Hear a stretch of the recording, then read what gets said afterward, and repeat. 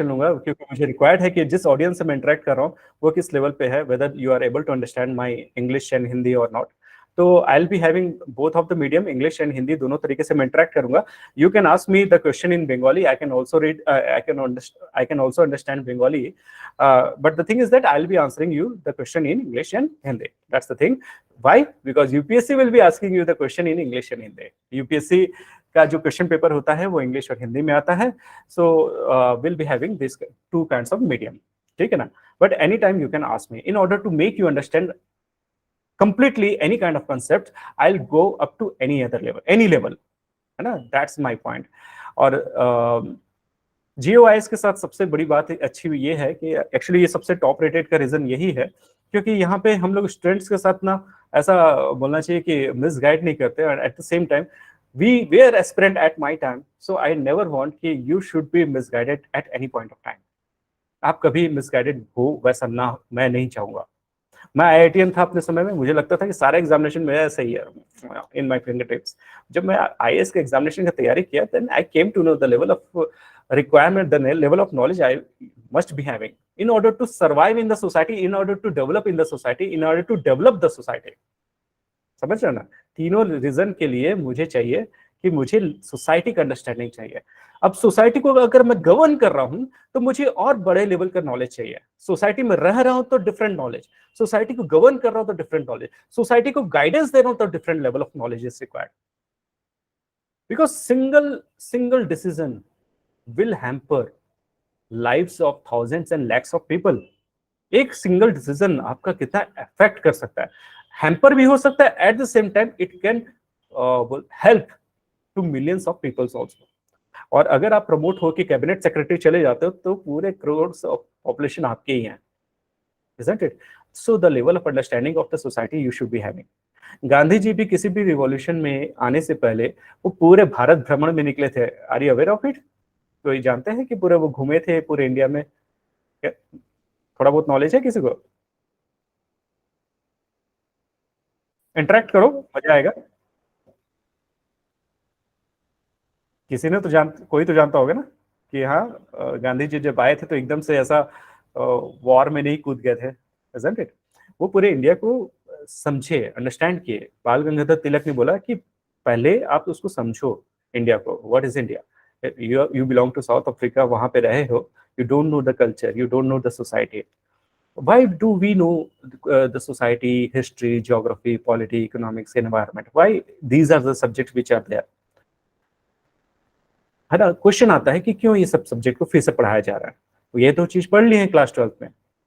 तो एक सिंपल चीज आता है कि if I am taking decision, अगर मैं डिसीजन लेता हूँ, सपोज प्रियंका सेन गुप्ता में दिख रही है मुझे, suppose Priyanka wants to take a decision, like अभी जो सीजन आने वाला है, समर का सीजन आने वाला है, डेफिनेटली अब समर का सीजन आएगा।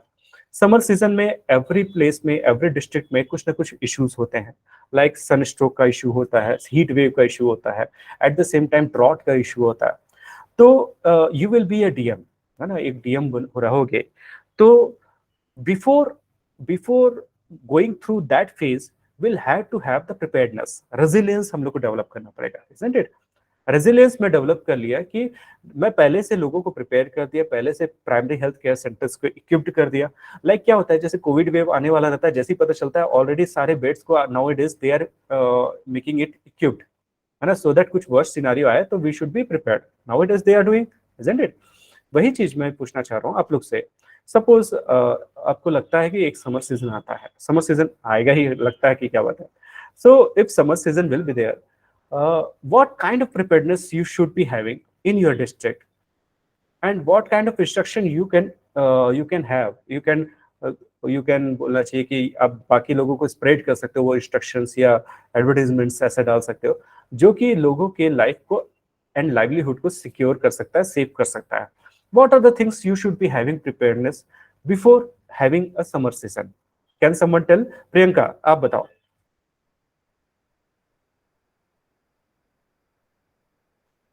My question is clear, Priyanka? Yes, sir.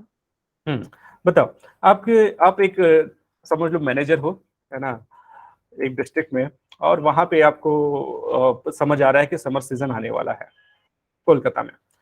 तो what kind of preparedness you should be having.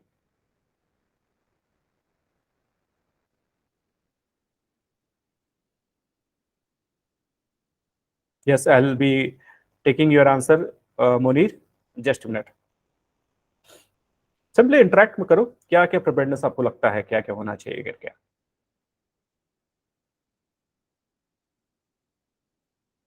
Priyanka, you will be IPS officer, है ना?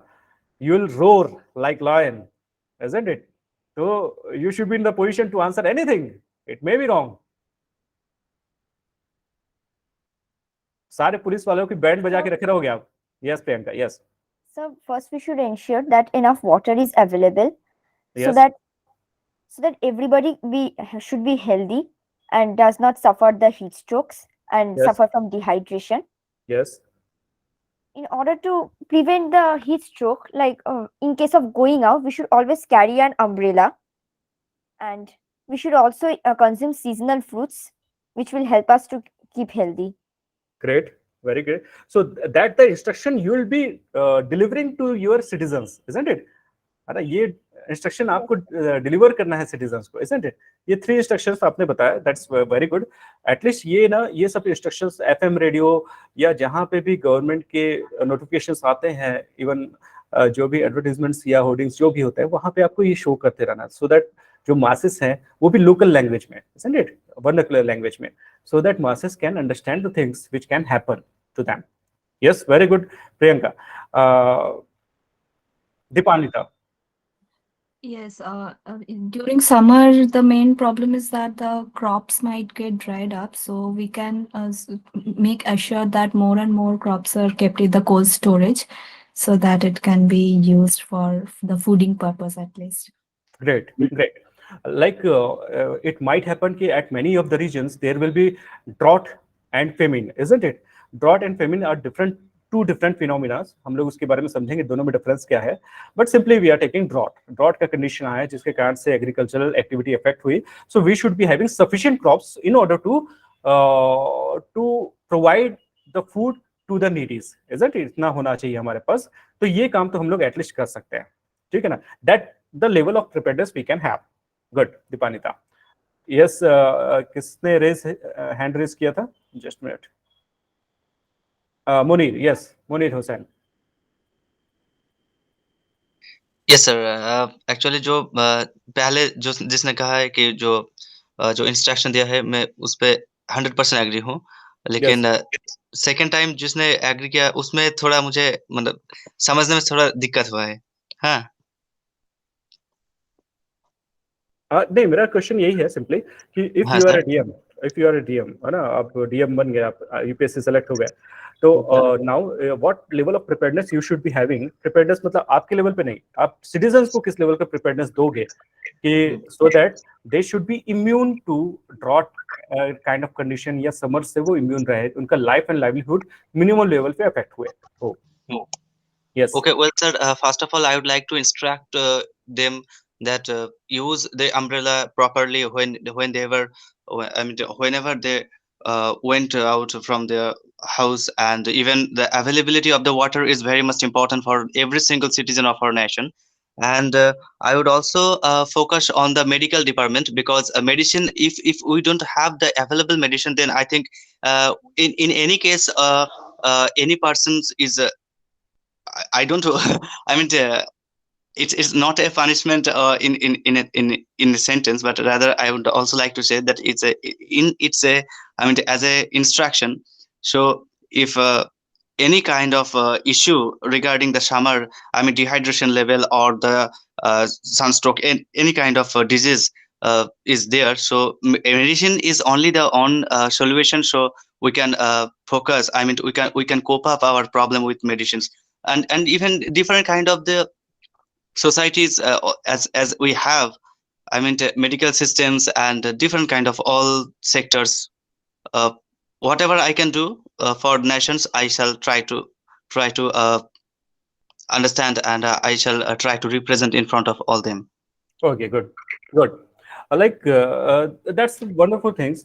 Like you have been given the responsibility to save the lives, and to save the lives of the ignorant people.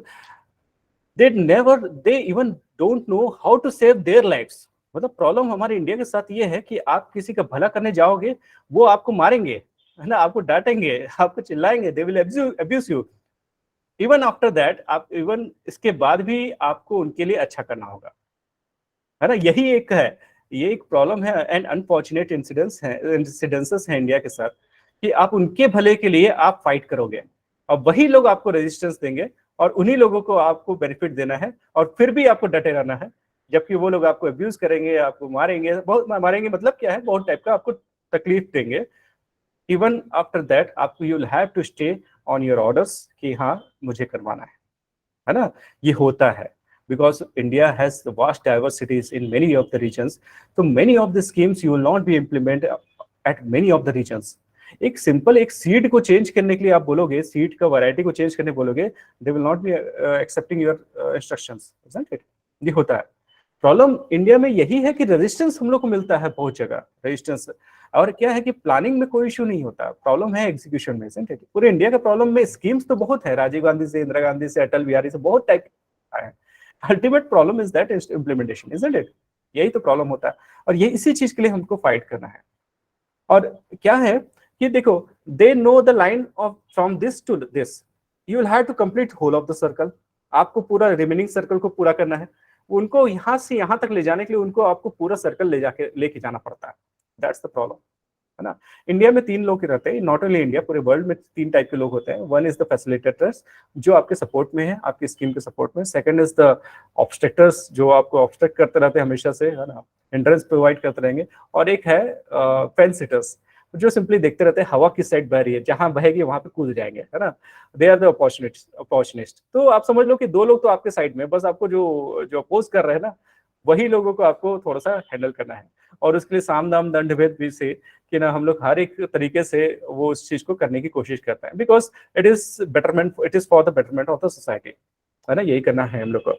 हाँ, but मेरा question एक और आता है इससे related, while you are taking decision, जब आप किसी डिस्ट्रिक्ट के लिए डिसीजन लेते हो, सपोज ड्रॉट के लिए या फ्लड के लिए डिसीजन लेते हो, what are the things you should be knowing, क्या क्या नॉलेज आपको चाहिए कि मैं क्या पढ़ के आऊं तब मैं ड्रॉट के बारे में अच्छा डिसीजन ले सकता हूं। What are the subjects I should be reading before taking this decision? Disaster management techniques and Sir, the subjects on environment. Yes, disaster management, environment. yes, sir. Yes. Yes, sir. First should be the disaster management, and second, I think planning issue. Government budgeting also is a related issue with such a topic, and also challenging to intersecurity through the communication, and I think communication network also. And role of media will be the very significant. Yes, very good. So I mean the social networking site will be helpful for us to I mean to implement our our thoughts and our decisions also, I think, sir. Great. Sure. Thank you. है ना? Yes. Like the subjects which you had mentioned, इसमें apart from this, please tell me whether geography will help. This subject, geography. Yes, Yes. it is important. It is important. Why geography is important? Because it will help us know where exactly, firstly, we can identify where are the regions that where is a tendency to have drought, or Yes. where are the humid regions where the temperature crosses around 40 degrees Celsius and above. So we can firstly identify those regions, and secondly, we can have a proper understanding based on the region that where exactly we can focus, or like. Great. Yes, like local demographic things, first thing, and second terrestrial things, है ना, like third climatical changes. There are many kind of differences. We call it areal differentiation, and from one area to another area. Definitely, one area is different from another area. One area might be hilly, another area might be plain, another area might be plateau dominant, another area might be to the coastline. So depends. Depends होता है कि depend करता है कि waste Bengal के कौन से reason में, पुरुलिया के रीजन में अलग स्ट्रेटेजी होगी, नॉर्थ 24 परगना में अलग होगा, निश्चिंतपुर के पास ये बकखाली वगैरह के पास अलग होगा, एंड नॉर्थ में जाओगे दार्जिलिंग के पास जाओगे तो स्ट्रेटेजी डिफरेंट होगा. Everywhere district to district your strategy will keep on changing. So you should be knowing the geographical regions of those areas and also the geographical benefit and the loss of those areas. Geographical loss भी होता है, geographical benefit भी होता है. जैसे loss क्या, कुछ area पे मॉइस्चर की नॉर्मली अवेलेबिलिटी कम होती है, कुछ जगह पे ज्यादा होती है, तो ये तो आपका ज्योग्राफिकल बैरियर्स है या ज्योग्राफिकल बोलना है ऑब्स्ट्रक्शंस है. किस जगह पे साइक्लोन ज्यादा आते हैं, लाइक विशाखापट्टनम में हर साल साइक्लोन आते हैं, उड़ीसा में हर साल साइक्लोन आते हैं, even West Bengal we can say every year there is a cyclone, है ना. तो some areas are geographically disadvantageous condition, even if that the life has to move smoothly. Like Japan में क्या होता है, हर साल 10-15 अर्थक्वेक आएंगे ही, जितना हमारे साल भर में एक आध मुश्किल से आ गया पूरे इंडिया में, पर वहां पे तो जितने इंटेंसिटी का अर्थक्वेक रोज का रोज आता है उतना हम लोग के लिए सर्वाइव करना डिफिकल्ट है. But they have cope up with those things, वो प्रॉपरली एडजस्टेड है उस हिसाब से, अर्थक्वेक के हिसाब से, है ना. समटाइम्स सुनामी भी आता है इतना. तो व्हाट वी हैव सीन कि geography is required definitely. Economics की रिक्वायरमेंट है इसके लिए, मतलब फ्लड को या ड्रॉट को समझने के लिए इकोनॉमिक्स की रिक्वायरमेंट.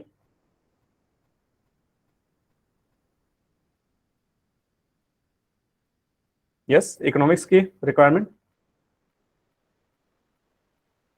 सर आई थिंक ये जो डिजास्टर मैनेजमेंट वाला जो वर्क है, तो इसमें शायद इकोनॉमिक्स का बहुत बड़ा रोल होगा. मुझे I mean according to my opinion personally I believe that, और बिकॉज जब हम लोग डिजास्टर मैनेजमेंट के लिए और जब इन सब चीजों को फेस करने जाएंगे, तो इन सब चीजों के लिए मतलब economics is very important I think, because जो सब मटेरियल्स कुछ भी चाहिए, तो इन सब चीजों में एटलीस्ट मुझे तो लगता है कि हाँ, इकोनॉमिक्स का बहुत बड़ा एक सिग्निफिकेंट रोल रहेगा. यस, इकोनॉमिक्स एक्चुअली हर एक बिजनेस में, हर एक एडमिनिस्ट्रेशन में economics very much important. Even India just like a developing country, हमारे पास फंड की कमी रहती है हर समय, है ना. हमारे लिए कंटीजेंसी फंड से हम लोग को निकालना पड़ता है, इधर उधर से पैसा निकालना पड़ता है. तो definitely we can have many kind of the mechanism, but limitation is the technology and limitation is the economic viability, isn't it. ये दो चीज तो है. आप देखोगे कहीं पे भी माइनिंग होता है, प्लेटूज में होता है, कभी हिल्स या माउंटेन्स में माइनिंग बहुत कम होता है. Why? Because economic viability नहीं है और टेक्नोलॉजिकल कैपेबिलिटी नहीं है, isn't it? अदरवाइज हम लोग तो ओशन के अंदर वैसे भी बहुत सारे मिनरल्स निकाल लें, है ना. तो व्हाट डज इट मीन कि every solution is not viable economically, isn't it? So definitely whenever we are thinking of resisting the drought, we'll have to think of whether that solution which I am providing, whether how much fund it will require, है ना. कितना fund की requirement होगी. और in fact आपके life के हर एक decision में सबसे पहले आप सोचते हैं वहां पार्टी दे रहे हैं तो मेरे पास कितना पैसा है, ये आदमी है उसको नहीं ले जाऊंगा, ज्यादा खाएगा मेरा बिल बढ़ाएगा, ये आदमी है जबरदस्ती पापड़ खाता है ज्यादा, ये आदमी जो है सलाद ज्यादा खाएगा तो उन लोग को नहीं लेके जाऊंगा, ये आदमी है जो कभी घर में सूप नहीं पिया पर वहां जाकर सूप पिएगा. तो ये जो चीजें होती है, ये कैलकुलेशन होती है ना आपकी कि ना. यस, मतलब मुझे कितना फंड, कितने पैसे हैं, उसके हिसाब से I will have to celebrate और I will have to do party, isn't it. ये चीज सोचना पड़ता है. तो ये आपकी लाइफ में, थ्रू आउट लाइफ में, नॉट ओनली लाइफ में, आपके प्रोफेशनल लाइफ में इट विल आल्सो हेल्प, है ना. So if you are DM, अगर आप डीएम हो तो आपके पीछे तो कैग भी पड़ जाएगा, ऑडिटर भी पड़ जाएगा कि आपने ये डिसीजन जो लिया, अगर ये डिसीजन की जगह ये लिए रहते तो आप 1 लाख करोड़ बचा लेते, है ना. तब आपके पीछे पड़ जाएगा वो. Means they will be having a parameter on which they will decide कि whether this decision was having how much economic impact into the national exchequers, isn't it? यही तो देखना पड़ेगा उनको, और ऑडिटर यही देखते हैं. ये क्या हुआ ना, जो याद होगा ए राजा वाला 2G 3G स्पेक्ट्रम का घोटाला वगैरह जो सुने थे, स्कैम वगैरह सुना होगा. उसमें जब 3G स्पेक्ट्रम के एलोकेशन में, 3G के बोल रहा हूँ, एलोकेशन में इतना पैसा मिला गवर्नमेंट को, देन पीपल थिंक ऑफ कि यार 2G में इतना क्यों नहीं मिला करके. देन दे रियलाइज्ड कि अगर वो 2G को प्रॉपर्ली एलोकेट किए रहते, 2G स्पेक्ट्रम को, सो गवर्नमेंट को करीब 1.76 लाख करोड़ का बेनिफिट हुआ रहता, which is the loss to them. इस तरीके से लॉस कैलकुलेट होता है. तो आपका decision, it is not that easy जो आप डिसीजन लेते हो. आपको हर एक पॉसिबल अल्टरनेटिव्स को देखना होगा, बिकॉज नॉट ओनली एक कैग पीछे पड़ जाएगा, but also it is your moral responsibility, ethical responsibility कि आप पब्लिक का फंड को प्रॉपर्ली यूटिलाइज करो। इसी के लिए तो बैठा है आप, इसी के लिए तो सैलरी दे रहे हैं, इजंट इट? आपको economics is very much important. जो भी आ रहे हैं एडमिट कर लेना। और क्या? Okay sir. Yes yes. तो yes, economics is very much important. अच्छा, पॉलिटी इंपॉर्टेंट है, पॉलिटिकल साइंस इज इंपॉर्टेंट ये ड्रॉट को मैनेज करने के लिए। जो अभी आए हैं, मैं क्वेश्चन हम लोग इंटरेक्ट इससे कर रहा हूँ कि हम लोग जो सब्जेक्ट्स पढ़ते हैं ना यूपीएससी सिविल सर्विसेज के लिए, वो सब्जेक्ट्स कैसे इंपॉर्टेंस रोल प्ले करते हैं while you are taking the decision, उसके बारे में हम लोग बात कर रहे हैं। तो इसमें हम लोगों ने जस्टिफाई कर लिया कि geography and economics are the important subject. Not only this, disaster management and environment is important subject in order to have a proper decision, है ना? ये चीज को हम लोग समझे अभी। अब मैं अगला क्वेश्चन की पॉलिटी क्या इंपॉर्टेंट है ये डिसीजन लेने के लिए, political science? Obviously, sir, no doubt. Polity is very much important in civil service examinations and even its total system. Yes, political science बहुत इंपॉर्टेंट है कि how much power I am having, कितना power है मेरे पास, ये तो जानना जरूरी है ना मेरे को। Exactly. Because Yes. if we don't have the knowledge regarding the governmental issue, constitution, I mean, if we focus on government, then executive, legislative, judiciary, we don't have the concept. If we, then how Exactly. can we देखिए, get? कौन से issue को कौन से level पे लेके जाना है ये भी तो आपको पता रहना चाहिए ना कि Exactly, sir. Exactly. This part I will have to take it as in the form of PIL in the Supreme Court, इसको मुझे लेके जाना है ह्यूमन राइट्स पे, इस इशू को लेके जाना है, इस इशू को दबा देना है, इस इशू को सीएम के पास, इस इशू को पीएम के पास लेके जाना है। बिकॉज पता है, यू अगर आप ना आईएएस आईपीएस बनते हो ना, you are not the agent of CM और स्टेट के एजेंट नहीं हो, आप सेंटर के एजेंट हो जो यहाँ पे बैठे हुए हो स्टेट में, है ना? ये हो आप। इसलिए आपको प्रेसिडेंट अपॉइंट करता है and president can remove you, president appoint करता है and president can remove you. You are हम लोग बोल सकते हैं कि थोड़ा बहुत इम्यून हो स्टेट के पॉलिटिक्स से, isn't it? हाँ, स्टेट गवर्नमेंट का इतना पावर है कि आपको ट्रांसफर कर सकता है, they can recommend you for, आपको रिकमेंड कर सकते हैं कि आपको यहाँ से रस्टिगेट कर दिया जाए, but it ultimately depends upon president कि whether they will be rusticating you और कंपल्सरी रिटायरमेंट देंगे कि नहीं देंगे, वो सारा चीज उनके ऊपर डिपेंड करता है। इफ यू हैव प्रूवन, बोलना चाहिए कि आपने क्राइम किया है इस टाइप का, तो तभी आपको ऐसा होता है, अदरवाइज बहुत रेयर होते हैं। Now it is things are very much tight, अब थोड़ा सा ज्यादा ये टाइट हो गया है इस चीजों में। अभी कंपल्सरी रिटायरमेंट बहुत लोगों का हुआ है, आईएएस आईपीएस लोगों का, इवन जो मेडिकली फिट भी नहीं है उनको भी रिटायर कर दिया। तो now it is government is very much strict. तो खैर, इतना करप्ट कई जगह पे इतने करप्ट थे कि रियली उनको हटाना जरूरी था। जैसे एक आईएएस थे, चौहान करके थे, वो अरुणाचल वगैरह में कहीं पोस्टिंग थी, अपने आप को पकड़वा लिए और रैंसम मंगवा लिए गवर्नमेंट से और उसको मिल बांट के खा लिए, है ना? मतलब समझे ना कि क्या है, अपने आप को कि मुझे पकड़ लिए हैं नक्सलाइट वगैरह या जो भी कोई एक्सट्रीमिस्ट लोग पकड़ लिए हैं इस तरीके से, और उसके बाद गवर्नमेंट से रैंसम लिए और उसको मिल बांट के खा लिया। तो ऐसे आदमी को तो भाई जहन्नुम में भी उसको वहां पे भी पनिशमेंट मिलना चाहिए, isn't it? तो ये तो अलग बात है। और एक ने क्या किया था, स्मगलिंग का जो पैसा में, हाँ स्मगलिंग का जो नहीं, प्लंडरिंग का जो ना कहीं पे लूटपाट हुआ था, उसका पैसा मिला था, उसको चोर के साथ मिल बांट के रख लिया, तो उनका भी कंपल्सरी रिटायरमेंट होगी। तो इस तरीके से होता रहता है ना? तो नाउअडेज अब इतना गंदगी करोगे तो इतना तो होगा ही, है ना? तो that's the thing. Anyways, I was saying कि you should be knowing your limit, है ना? पॉलिटिकल साइंस पढ़ने का पर्पस ये है कि what is there in the constitution, क्या चीजें आपको पावर मिली गई है, why this post had been created for you and what is the expectation from you being an IAS officer और आईपीएस ऑफिसर। यही चीज को समझने के लिए पॉलिटिकल साइंस है। डू यू नो कि ये आईएएस आईपीएस की रिक्वायरमेंट एक और चीज के लिए है, uniformity of the policy. Uniformity of the policy मतलब क्या होता है, क्या है? देखो, हर एक स्टेट में अलग अलग स्टेट गवर्नमेंट है। Now it is what is happening कि लोकल पार्टीज ही विन कर रही हैं।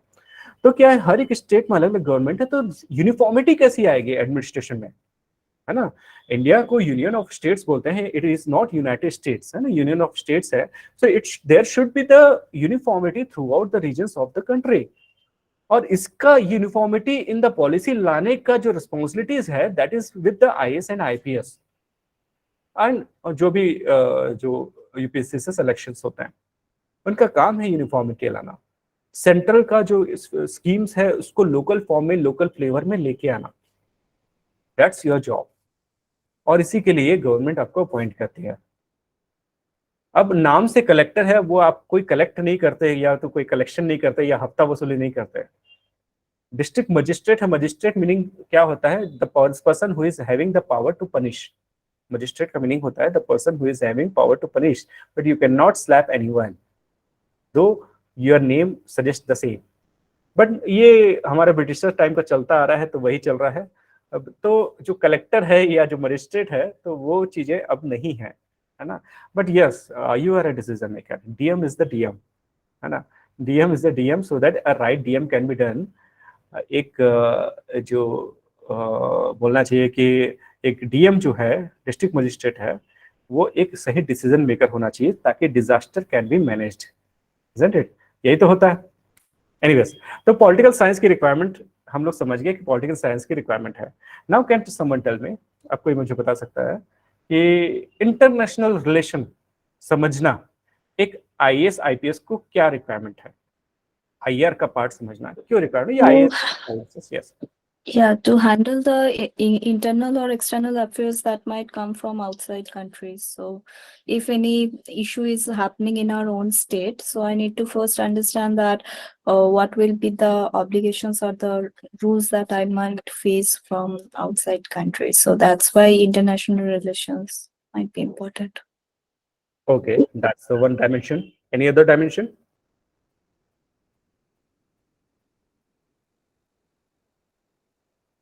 चलो, हम लोग दोनों डायमेंशन पे बात करेंगे। पहला डायमेंशन ये है, ये लाइक एक कुछ दिन पहले ये हुआ था कि इटली के जो फिशरमैन थे, है ना, उन लोगों ने इंडिया के फिशरमैन को, नहीं, इटली के जो मरीन ऑफिसर्स वगैरह थे, उन लोगों ने इंडिया के फिशरमैन को मार दिया था गोली। 2 लोग मर गए थे। तो केरला की जो गवर्नमेंट है उसको पकड़ ली थी, है ना। अब उसको पकड़ लेने के बाद उसके ऊपर जो चार्जेस है उस पर चार्जशीट लगा, उसके बाद कोर्ट में डिसीजंस हुए। तो अब जो पुलिस पकड़ेगी वो तो आप आईपीएस हो, तो आपके अंडर में ही रहेगा जो भी पुलिस पकड़ रही है उसको। अब यू शुड बी नोइंग कि how much power being a foreign citizen they might must be having, है ना। ऐसा नहीं कि उसको लटका दो जाके नहीं तो कोड़े मारो, ऐसे सब तो नहीं कर सकते, क्योंकि you are bound by the international things and international laws, उसमें आप बाउंड हो। बहुत सारे चीजें होती हैं। इवन आप यू माइट बी नोइंग, जो हमारा जो वो इंडिया का वो फंस गया था ना, पाकिस्तान में जाके गिर गया था, उसका ये क्या नाम उसका, अभिमन्यु सर शायद। अभिमन्यु Exactly. अभिमन्यु को उनको वापस भेजना पड़ा ना, रिटर्न करना पड़ा उनको। मतलब वो लोग तो चाहते तो मार ही देते, but they are bound by the laws, है ना। तो until unless we are not aware of the international standards, international laws, we cannot do the things. अब चलिए, तो एक डायमेंशन मैंने दिया। सेकंड डायमेंशन मैं आपको दे रहा हूँ। सेकंड डायमेंशन ये है कि लाइक जब हम लोग कोविड का जो डील कर रहे थे, कोविड का मैनेजमेंट कर रहे थे, at the time many of the newspaper has suggested about the Spanish flu. Are you aware of this? Spanish flu के बारे में बहुत सारे न्यूज़पेपर बता रहे थे कि उस समय ऐसा टैकल किया गया था, उस समय इतने वेव्स आए थे। आर यू, मतलब कभी सुना है इसके बारे में? No, okay fine, not an issue. तो क्या है, स्पेनिश फ्लू से हम लोग उस समय जैसे मैनेजमेंट किए थे, मतलब स्पेन में जैसे मैनेज हुआ था, in the same manner we are trying to have those kind of management for Covid, है ना। क्योंकि ये कोविड ऐसा चीज हुआ है जो कि फ्यूचर में एग्जांपल्स बनेगा किस लेवल पे मैनेजमेंट क्या होना चाहिए करके, इजंट इट?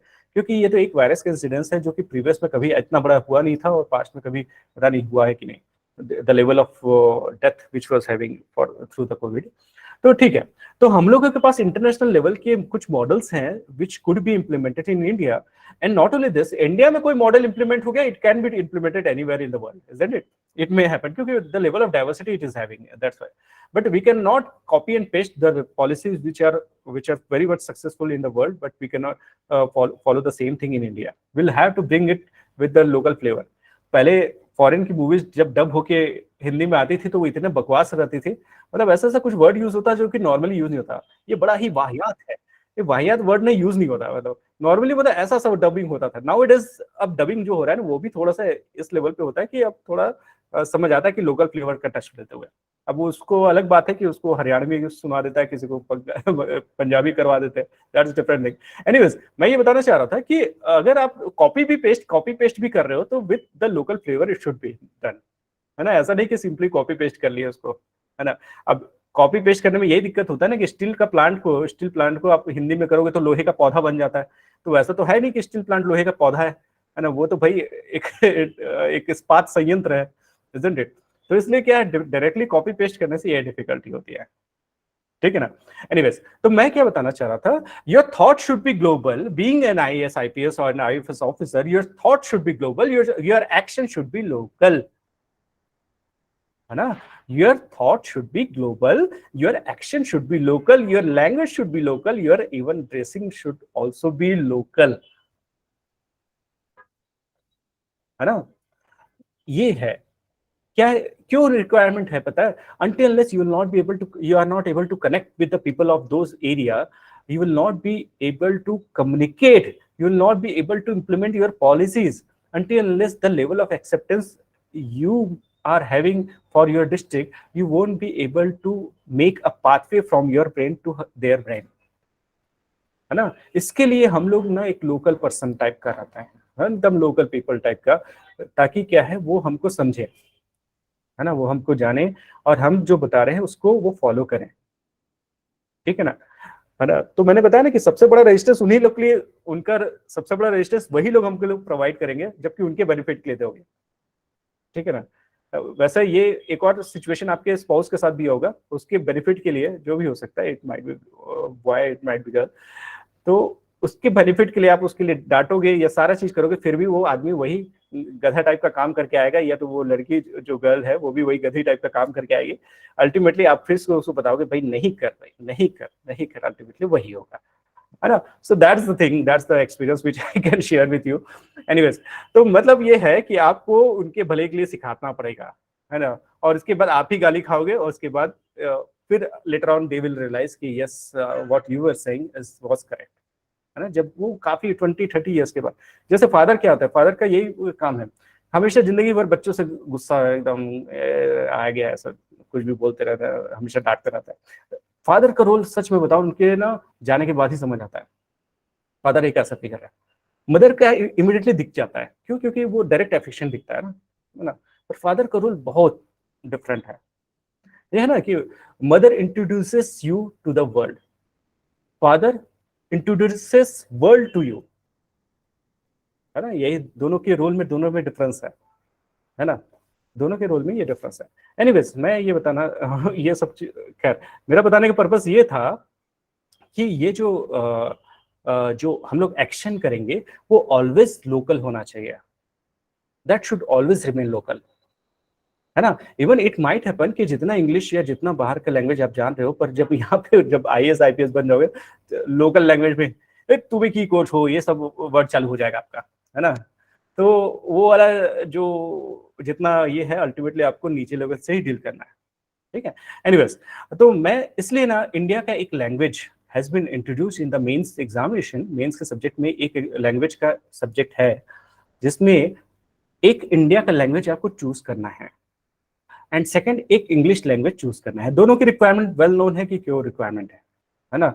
अगर ग्लोबल आपका थॉट चाहिए तो ग्लोबल लैंग्वेज को जानना जरूरी है, और लोकल आपको इंप्लीमेंट करना है तो लोकल लैंग्वेज जानना जरूरी है। So that's why one Indian language and one foreign मतलब इंग्लिश का लैंग्वेज को आपको जानना जरूरी है। You will have to qualify with 25% of your marks in mains examination, ठीक है ना। तो दैट्स द थिंग। एनीवेज, अब मैं फिर से वही क्वेश्चन पे आऊंगा कि फ्लड या ड्रॉट को मैनेज करने के लिए मेरे को समझ आ गया geography, history, polity, economics, environment की जरूरत है, इंटरनेशनल रिलेशन की जरूरत है, ठीक है। साइंस एंड टेक्नोलॉजी की जरूरत है। Yes, sir. Yes, sir. Science and technology is very important. Yes, it is very much important, है ना। अब पास्ट के टेक्निक्स को थोड़ी ना यूज करते रहोगे कि उसमें सर वहां पे मिट्टी लगा देंगे, वहां पे पानी रहेगा तो वहां से पूरा पानी जमा हो जाएगा वहां पे, है ना। तो वैसा टेक्निक्स को आपको देखना पड़ेगा, एक्चुअली स्लोप किस साइड पे है, सी लेवल कितना ऊपर नीचे है, many of the things are there. Science and tech मतलब बोलना चाहिए कि climate is all about science and technology, isn't it. Nano technology के थ्रू आपको यूज करना है, बायो टेक्नोलॉजी को यूज करना है, ठीक है ना। हाँ, अच्छा एक चीज जिसने जब आप लोग बता रहे थे तो किसी ने बोला था कि डिजिटल मार्केटिंग, सोशल मीडिया, ये जो बता रहे थे, presently it is not in your syllabus but definitely it will be in your syllabus. Trust me, मेरा वर्ड लिख के देख लो स्वर्ण अक्षर से कि डेफिनेटली ये सोशल मीडिया जो होगा वो एक एज अ सब्जेक्ट आएगा या एज अ कहीं ना कहीं जीएस पेपर 1 2 3 4 में डालेगा, अभी तक डाला नहीं है। हाँ, but we have certain things, उसी से रिलेटेड कुछ है हमारे पास। प्रेशर ग्रुप्स है ना, प्रेशर ग्रुप्स क्या है कि गवर्नमेंट के पास बहुत सारे प्रेशर ग्रुप्स होते हैं, civil society like Anna Hazare, mother Teresa, वो उन लोग भी प्रेशर डालते रहते हैं, है ना। तो वो सब चीजें हैं, ठीक है ना। मीडिया को मैनेजमेंट करना ये तो आजकल बहुत अच्छे से, बहुत लोगों को अच्छे से आता है मीडिया मैनेजमेंट, पर एनीवेज, पर वो लेवल का मैनेजमेंट भी राइट टू फ्रीडम रखते हुए, राइट टू प्राइवेसी रखते हुए ये मैनेज करना, इट इज डिफिकल्ट टास्क, ठीक है ना। एनीवेज, तो हम लोग समझ गए कि ये सब्जेक्ट को क्यों पढ़ना है, इतना सारे सब्जेक्ट्स को अभी तक पढ़ते आए थे वो नॉलेज के लिए, इससे टर्म्स हम लोग को पता है। अब जो पढ़ेंगे उससे एक्शंस होंगे, ठीक है ना। That's the only purpose and the only thing which UPSC expect from you, having the same subject which was there in the class 11 class 10 class 11 12 9 10 जो भी था, उसमें जो जो सब्जेक्ट्स थे उसको फिर से पढ़ाने का यही रीजन है, भाई उसको पढ़ो और उस तरीके से इंप्लीमेंट करो। एक तो क्या पढ़ाने वाला ऐसा चाहिए और पढ़ने वाला भी ऐसा ही चाहिए, ठीक है ना। तो पढ़ाने वाला तो श्योरली ऐसा है, पढ़ने वाले आप लोग हो, रेडी हो कि नहीं, दैट्स आपको देखना है। वन अनदर क्वेश्चन अराइजेस, एक और क्वेश्चन अराइज होता है। I will ask someone from you all, मैं किसी को क्वेश्चन करूंगा। Sharmishtha Ghosh, yes, why do you want to be an IAS and IPS officer, क्यों बनना चाहते हो? Sir, actually, I'm Shottananda Ghosh. This is my mother's Okay, email fine. ID. So.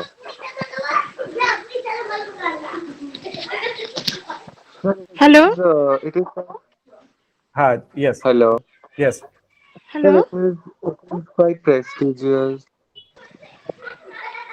Prestige. Hello हाँ, सुपर्णव। হ্যাঁ স্যার, আমি আমি একজন গার্জিয়ান বলছিলাম। जी जी, यस হ্যাঁ, আমার ডটারের নাম কঙ্কনা দাস। यस। হ্যাঁ, ও এখন প্রেজেন্ট নেই, তো আমি আজকে বলেছিল আমাকে ওখান হ্যাঁ। থেকে মানে ক্লাসটা অ্যাটেন্ড করতে। নমস্কার স্যার। নমস্কার। বলছিলাম যে আমার মেয়ে এরকম ও অ্যাডামাস ইউনিভার্সিটিতে বিফার্ম কোর্স করছে, তা ও কি এলিজেবল আছে ইয়ের জন্য, ইউপিএসসির প্রিপারেশনের জন্য? হ্যাঁ, ওনাকে কোনো একটা গ্র্যাজুয়েশনের মিস ওনাকে করতে হবে। It may be from IGNOU, it may be from any university. The graduation should be UGC identified, মিস ইউজিসির কোর্স হতে হবে গ্র্যাজুয়েশনের জন্য। 21 years, হ্যাঁ, at least 21 years and these two things are the required. হ্যাঁ হ্যাঁ হ্যাঁ, না ও তো সবে ফার্স্ট ইয়ারে ঢুকেছে। অ্যাডামাস তো ইউজিসি আর ইয়ের ইয়ের মানে বিসিআই অ্যাপ্রুভাল, ইউজিসি আছে তো, মানে কলকাতা অ্যাডামাসে পড়ছে।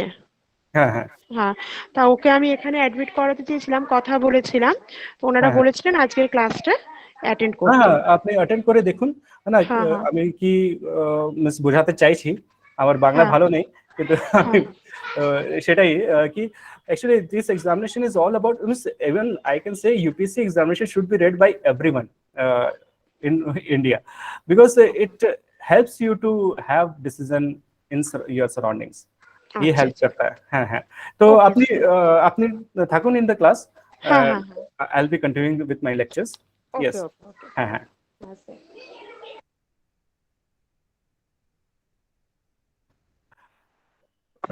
Sir, Yes. I think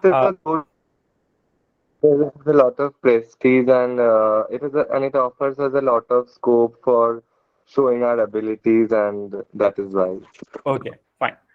Anna, Siuli Mukherjee, why do you want to be an IAS and IAS or IPS officer? क्यों बनना चाहते हो? What's the reason?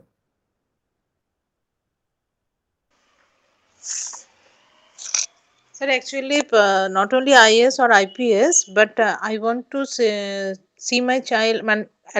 Actually, I want my child to appear in the exam of UPSC. Yes. And if he take the coaching for IAS, if he do the preparation for IAS or IPS, I think he can get a job to establish him. Okay. Fine. So this is the reason, sir. I want to take the coaching from your center. Okay, fine, got it. Okay, sir.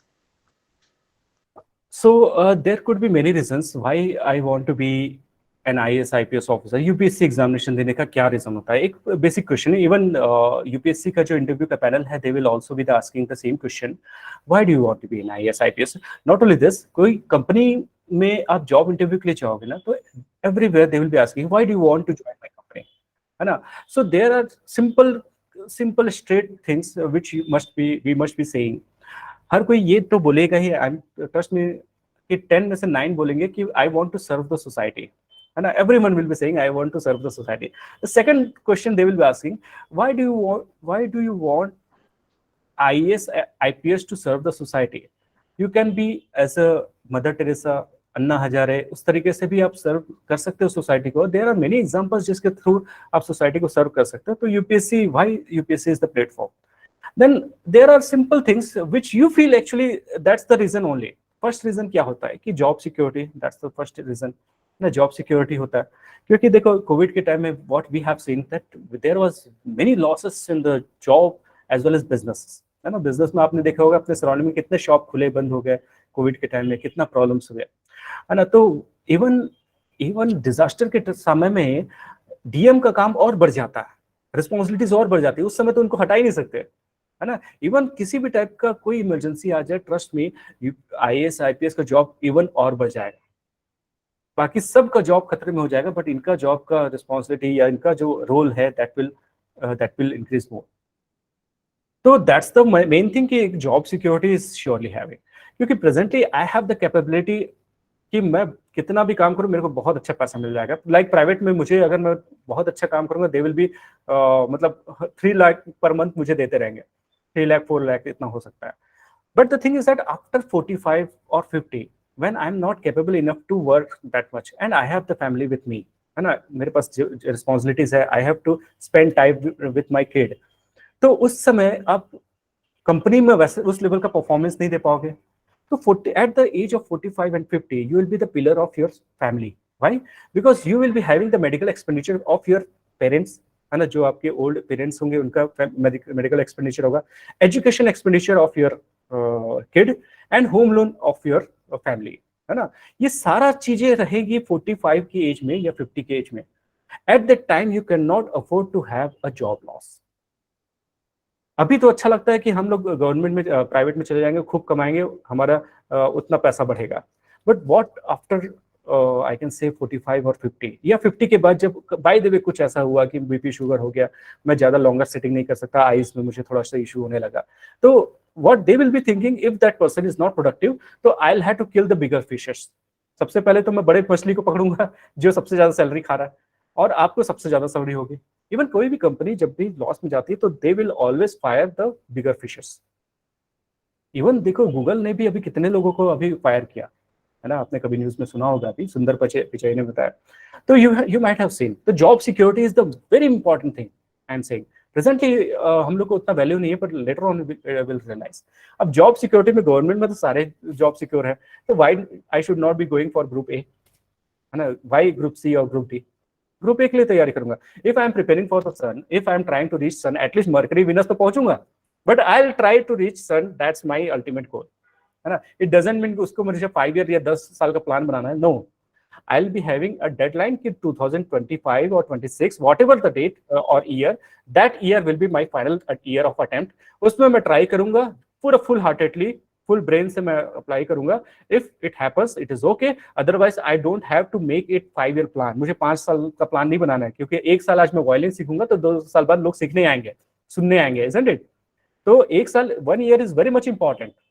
So 2 years maximum और 3 years maximum I am saying, है ना? पर कुछ लोगों के passion रहता है कि 5-5 साल तक। No, if you are not able to do it on 2 years or 3 years, means somewhere there is a problem in your strategy में इशू है, ठीक है ना?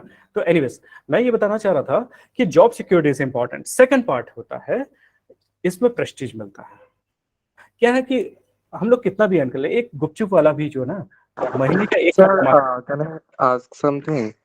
Yes, Sir, sure. are you trying to say that we should not attempt to give the exam more than 3 times? Like, we should only give the exam 3 times? Because you said like,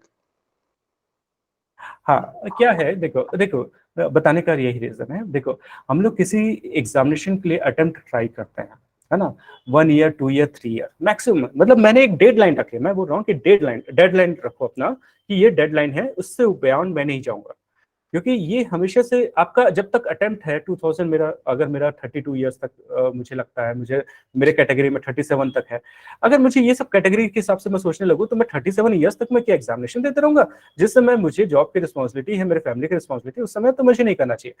अगर if I am in the age of 21 years, 23 और 24 will be my last, क्योंकि कितने दिन तक family वाले भी beer करेंगे, है ना, आपको अल्टीमेटली एक अर्न करने पे आना है, तो इसलिए क्या है, जॉब मतलब फिर सेकंड अल्टरनेटिव चालू कर दो, इट डजंट मीन कि इसके बाद अटेम्प्ट नहीं देना, सेकंड चालू कर दो, और इसके साथ प्लान बी, मतलब प्लान ए तो था आईएएस वाला, तो प्लान बी रेडी चालू कर दो, ठीक है ना।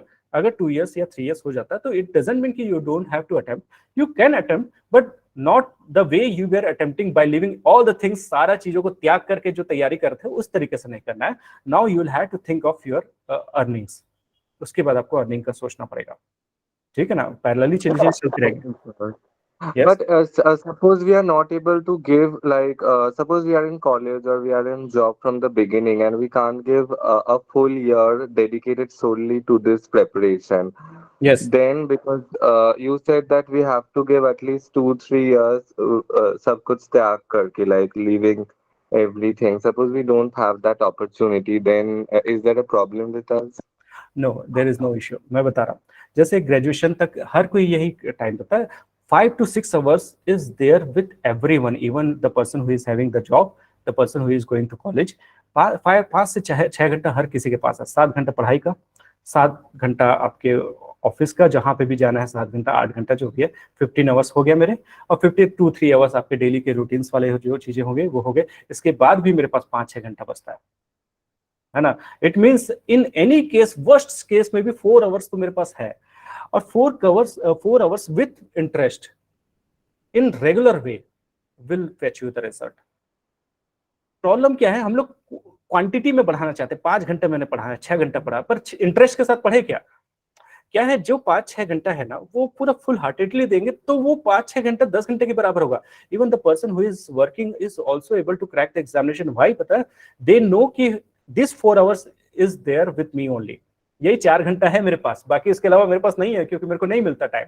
But the person who is completely free, है ना, वो उतना पूरे दिन भर में 5 घंटा नहीं निकाल पा रहा है जितना वो वर्किंग वाला पर्सन 4 घंटा निकाल पा रहा है, बिकॉज ही नोज कि I have the competition with those people who are completely free. हर किसी को यही लगता है कि वो लोग पूरा बैठ के तैयारी कर रहे हैं, पर हर के साथ यही है कि 4-5 घंटा। इवन आपके साथ एक छोटा example I can say, Sunday के दिन हमको फील होता है कि बहुत सारा काम है, सारा निपटा लेंगे, बट व्हाट हैपेंस, 8 बजे सो के उठे, नाश्ता करते हैं, ब्रेकफास्ट करते हैं, 11 o'clock हो गया, फिर अल्टीमेटली फिर थोड़ा सा जो भी है किसी से फोन में बात करते, गार्डन में पानी डालते, ये हो गया 2 बज गए, 2 बजे थोड़ा सा सोने का मन किया, हो गया शाम का टाइम हो गया। अब फील होता है कि अगले दिन का टाइम आ गया है। अब मुझे लग रहा था कि संडे मेरे पास इतना सारा टाइम था, अब now I don't have 2 hours या 3 आवर्स का बस मेरे पास टाइम है। तो ultimately I have done nothing in order to have productive output in the Sunday. That day also I will have to wake up at 7 o'clock, get up, do all the things by 9 o'clock, then only I'll get that 10 to 5 time, so that मैं कुछ और कर सकूं। Sunday का time तभी utilise होगा। वही चीज मैं बता रहा हूँ कि इवन जो वर्किंग वाले डे को में भी डिसिप्लिन, या नॉन वर्किंग वाले डे में भी डिसिप्लिन अगर नहीं रखेंगे तो हम लोग नहीं कर पाएंगे। तो मेरा जो 2 या 3 साल का जो मेथड जो मैं बता रहा हूँ, उसका मतलब ये है कि once you are eligible, after that 2 or 3 years maximum you will have to keep in mind, जब एलिजिबल हो, है ना। If you are in first year, तो फर्स्ट से फाइनल ईयर तक उसको नहीं काउंट करेंगे। क्यों नहीं काउंट करेंगे? क्योंकि already you are pursuing certain degree और आप उसके एडवांस लेवल के लिए प्रिपरेशन कर रहे हो, ठीक है ना। Once you are eligible, once you have attempted the examination, उसके बाद से 1 या 2 अटेम्प्ट और देना, उससे ज्यादा नहीं देना। UPSC keeps on giving attempt depending upon the elections, तो वैसा अटेम्प्ट की रिक्वायरमेंट नहीं है, मुझे 1-2 साल उससे ज्यादा नहीं जाना है, ठीक है ना। That's the thing I wanted to explain. Sharmishtha, is it okay? Yes. हाँ, जो फर्स्ट ईयर में ज्वाइन कर रहे हैं, क्लास 11 12 में कर रहे हैं, for them really I am saying कि it is the jackpot. Why I am saying this? क्योंकि क्लास 11 12 की ही चीजों को एडवांस लेवल में अच्छे से पढ़ना है। जितना मेरा क्लास 12 से गैप हो जाएगा ना, उतना मेरे को डिफिकल्ट होता है ज्योग्राफी, हिस्ट्री, पॉलिटी को रिमाइंड करना, है ना, because the foundation is NCERT book only. Foundation जो है ना वो एनसीईआरटी बुक ही है। तो एनसीईआरटी बुक क्लास 11 का ही पढ़ा है मैंने, है ना, क्लास 12 को अभी छोड़ा है मैंने, वही नोट्स बनाया है।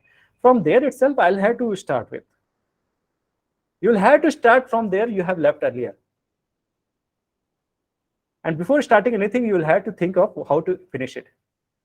So how to finish it के लिए डेडलाइन चल रही है, उसके लिए प्लानिंग चल रही है, स्ट्रेटेजी चल रही है, ठीक है ना।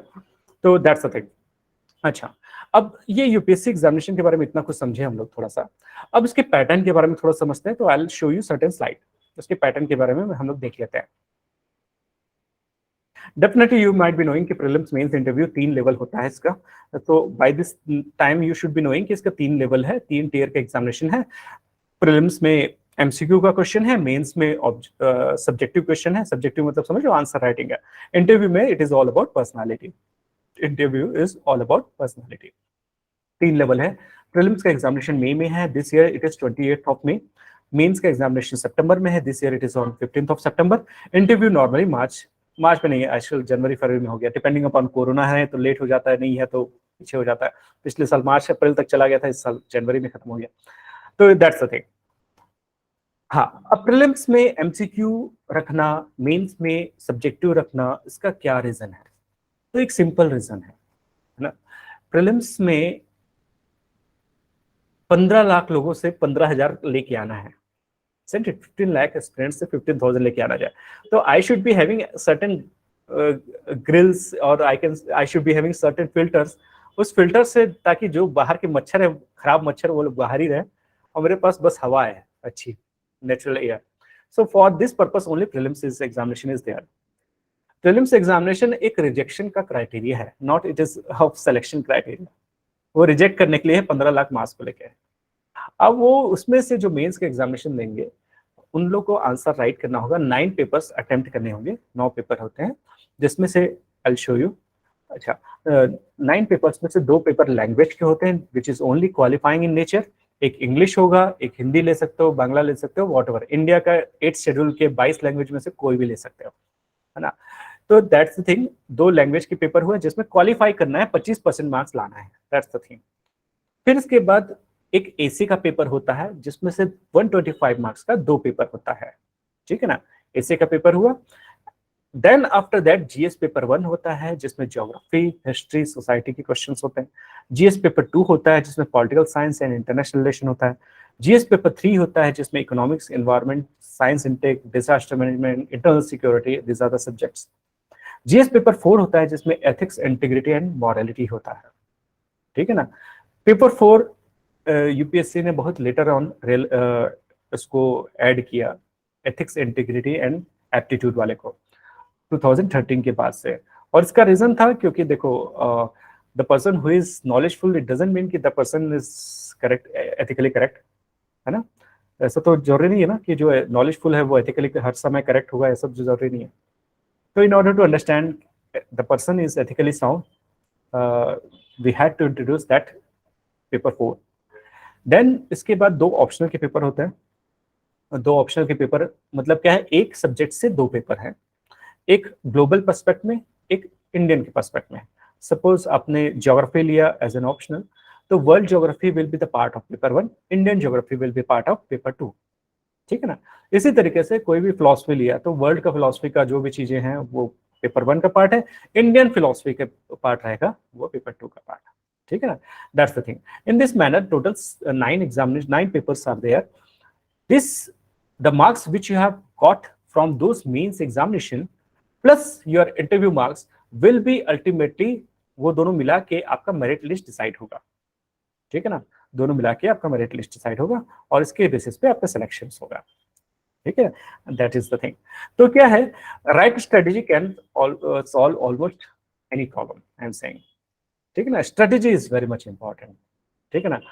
You will have to have a proper X before cutting a tree, isn't it? You will have to leave the X and you will have to have the proper X, है ना। तो past should always be there for reference rather than residence, ठीक है ना। Past should always be there for reference. The person who has not got experience or who has not learned from their experience, for them, that person has not grown up, that person has lost that 5 years जो experience मिलना चाहिए. And the life will keep on learning you, teaching you until unless you have not learned that lesson. कोई problem बार बार आ रही है मतलब क्या है पता है, आप लर्न नहीं कर रहे हो, isn't it? तो you'll have to have your past for reference. Residence के लिए क्यों नहीं है? क्योंकि पास्ट में बहुत सारे ऐसे इवेंट्स होते हैं जो हमको एक पॉजिटिव मोटिवेशन दे सकते हैं या निगेटिवली भी मोटिवेट कर सकते हैं, या बोलना चाहिए कि हम लोगों को सब फ्रस्ट्रेट कर सकते हैं. जैसे कुछ ऐसे सिचुएशन हो जाते हैं जो कि ऑकवर्ड होते हैं, जो कि हम लोग कभी रिमेंबर नहीं करना चाहते हैं. तो हमारे ब्रेन के साथ एक बेस्ट चीज है कि हम लोग हर चीज को रिपेयर कर सकते हैं, है ना. हर चीजों को, पास्ट में मेरा एजुकेशन में अच्छा परफॉर्मेंस नहीं था, इट हैपन्स, होता है.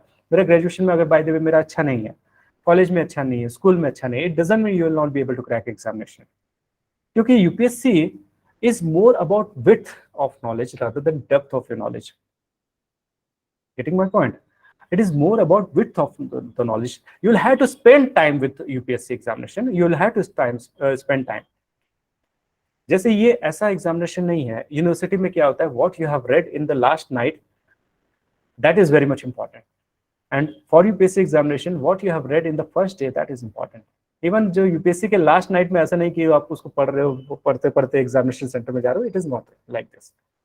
जीके इतना है ना कि आप उसको एक नाइट में रिवाइज नहीं कर सकते. तो जब रिवाइज नहीं कर सकते तो रिलैक्स रहो, isn't it? रिलैक्स रहो. इसलिए UPSC is more about how much effort you have given in the beginning. और इसमें एक्चुअल में वो चीज क्लियर है कि a good beginning is half work done, है ना. जो भी एस्पिरेंट या सक्सेसफुल एस्पिरेंट होते हैं ना, वो लोग फर्स्ट ईयर का जो मेहनत है वो सबसे ज्यादा काम करते हैं. बाकी साल तो एड ऑन होते हैं, बाकी साल एड ऑन होता है, एनरिचमेंट करते हैं लोग. Getting my point? So that's why in whatever school and colleges you might be having, देखो स्कूल में उतना टाइम नहीं मिलता, ट्रस्ट मी, उतना मैं समझ सकता हूँ.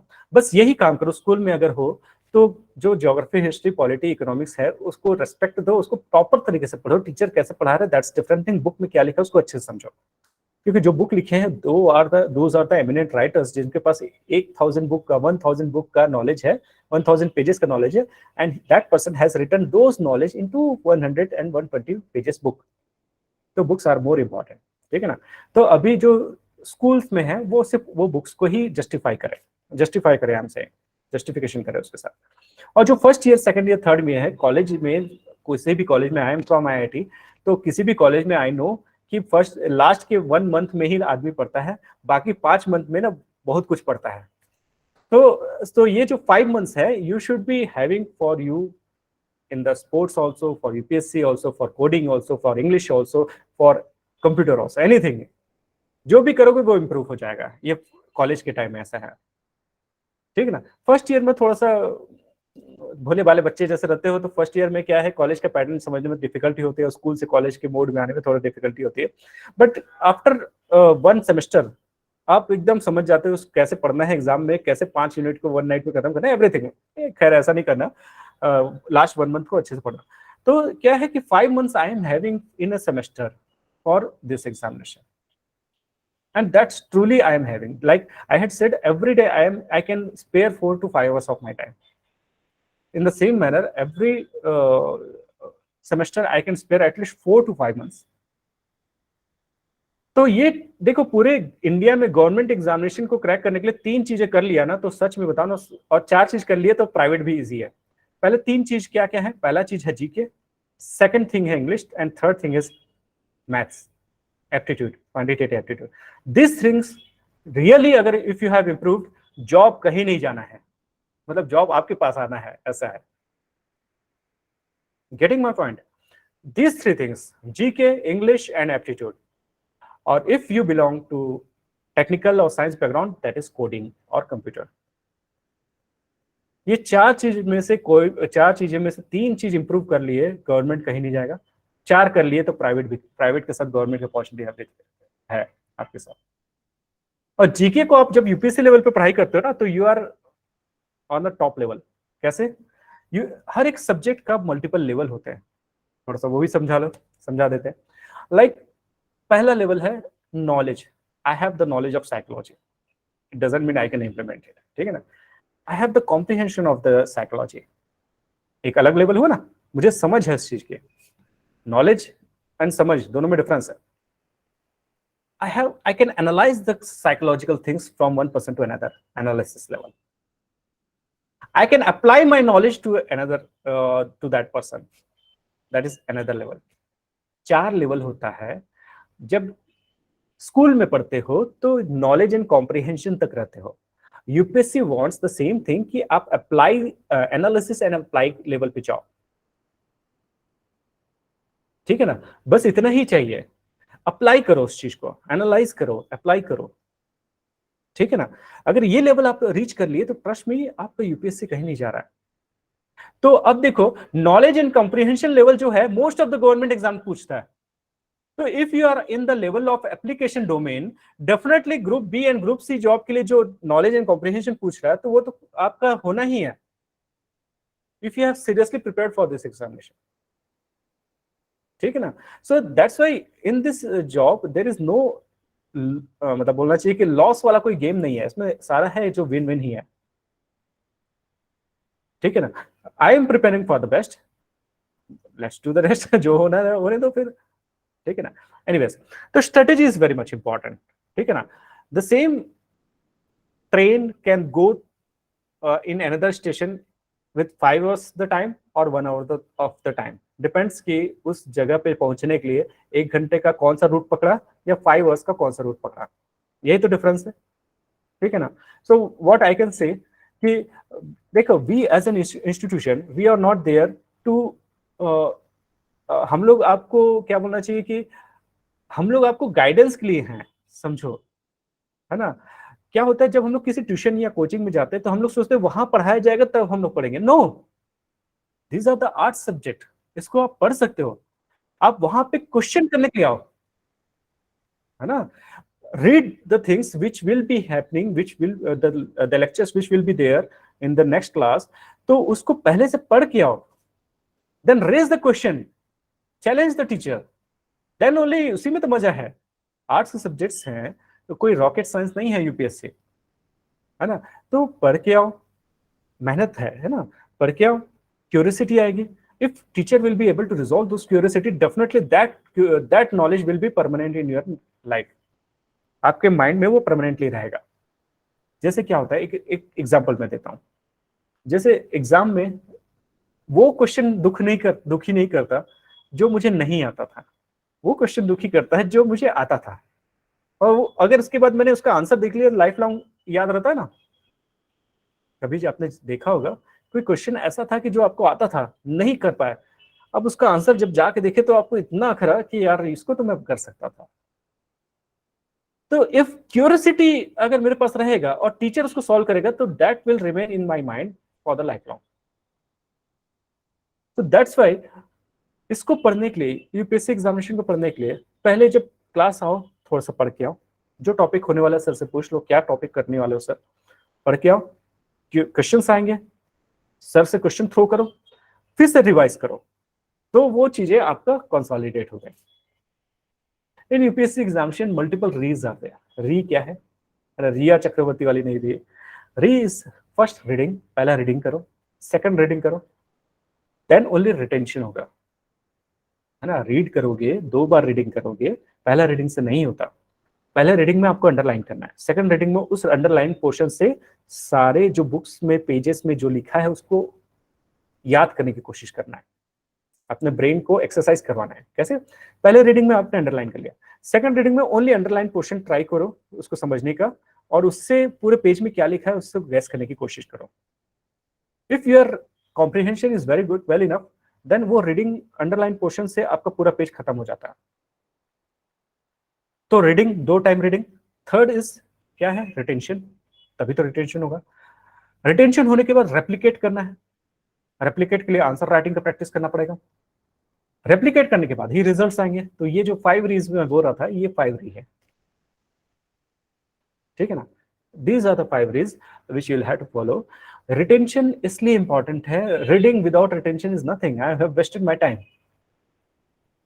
है ना। कोई चीज के साथ मैं किसी के साथ टाइम स्पेंड करता हूँ, उससे झगड़ा हो गया उस पर्सन से, तो मुझे खराब क्यों लगता है? Because I had spent my time, the valuable time. और टाइम इज डेफिनेटली मनी। क्यों मनी है पता है? आप कैलकुलेट करो कैसे मनी है टाइम, है ना। मेरा 1 साल पहले यूपीएससी में होता है और 1 साल बाद यूपीएससी में होता है, उसमें क्या डिफरेंस आया?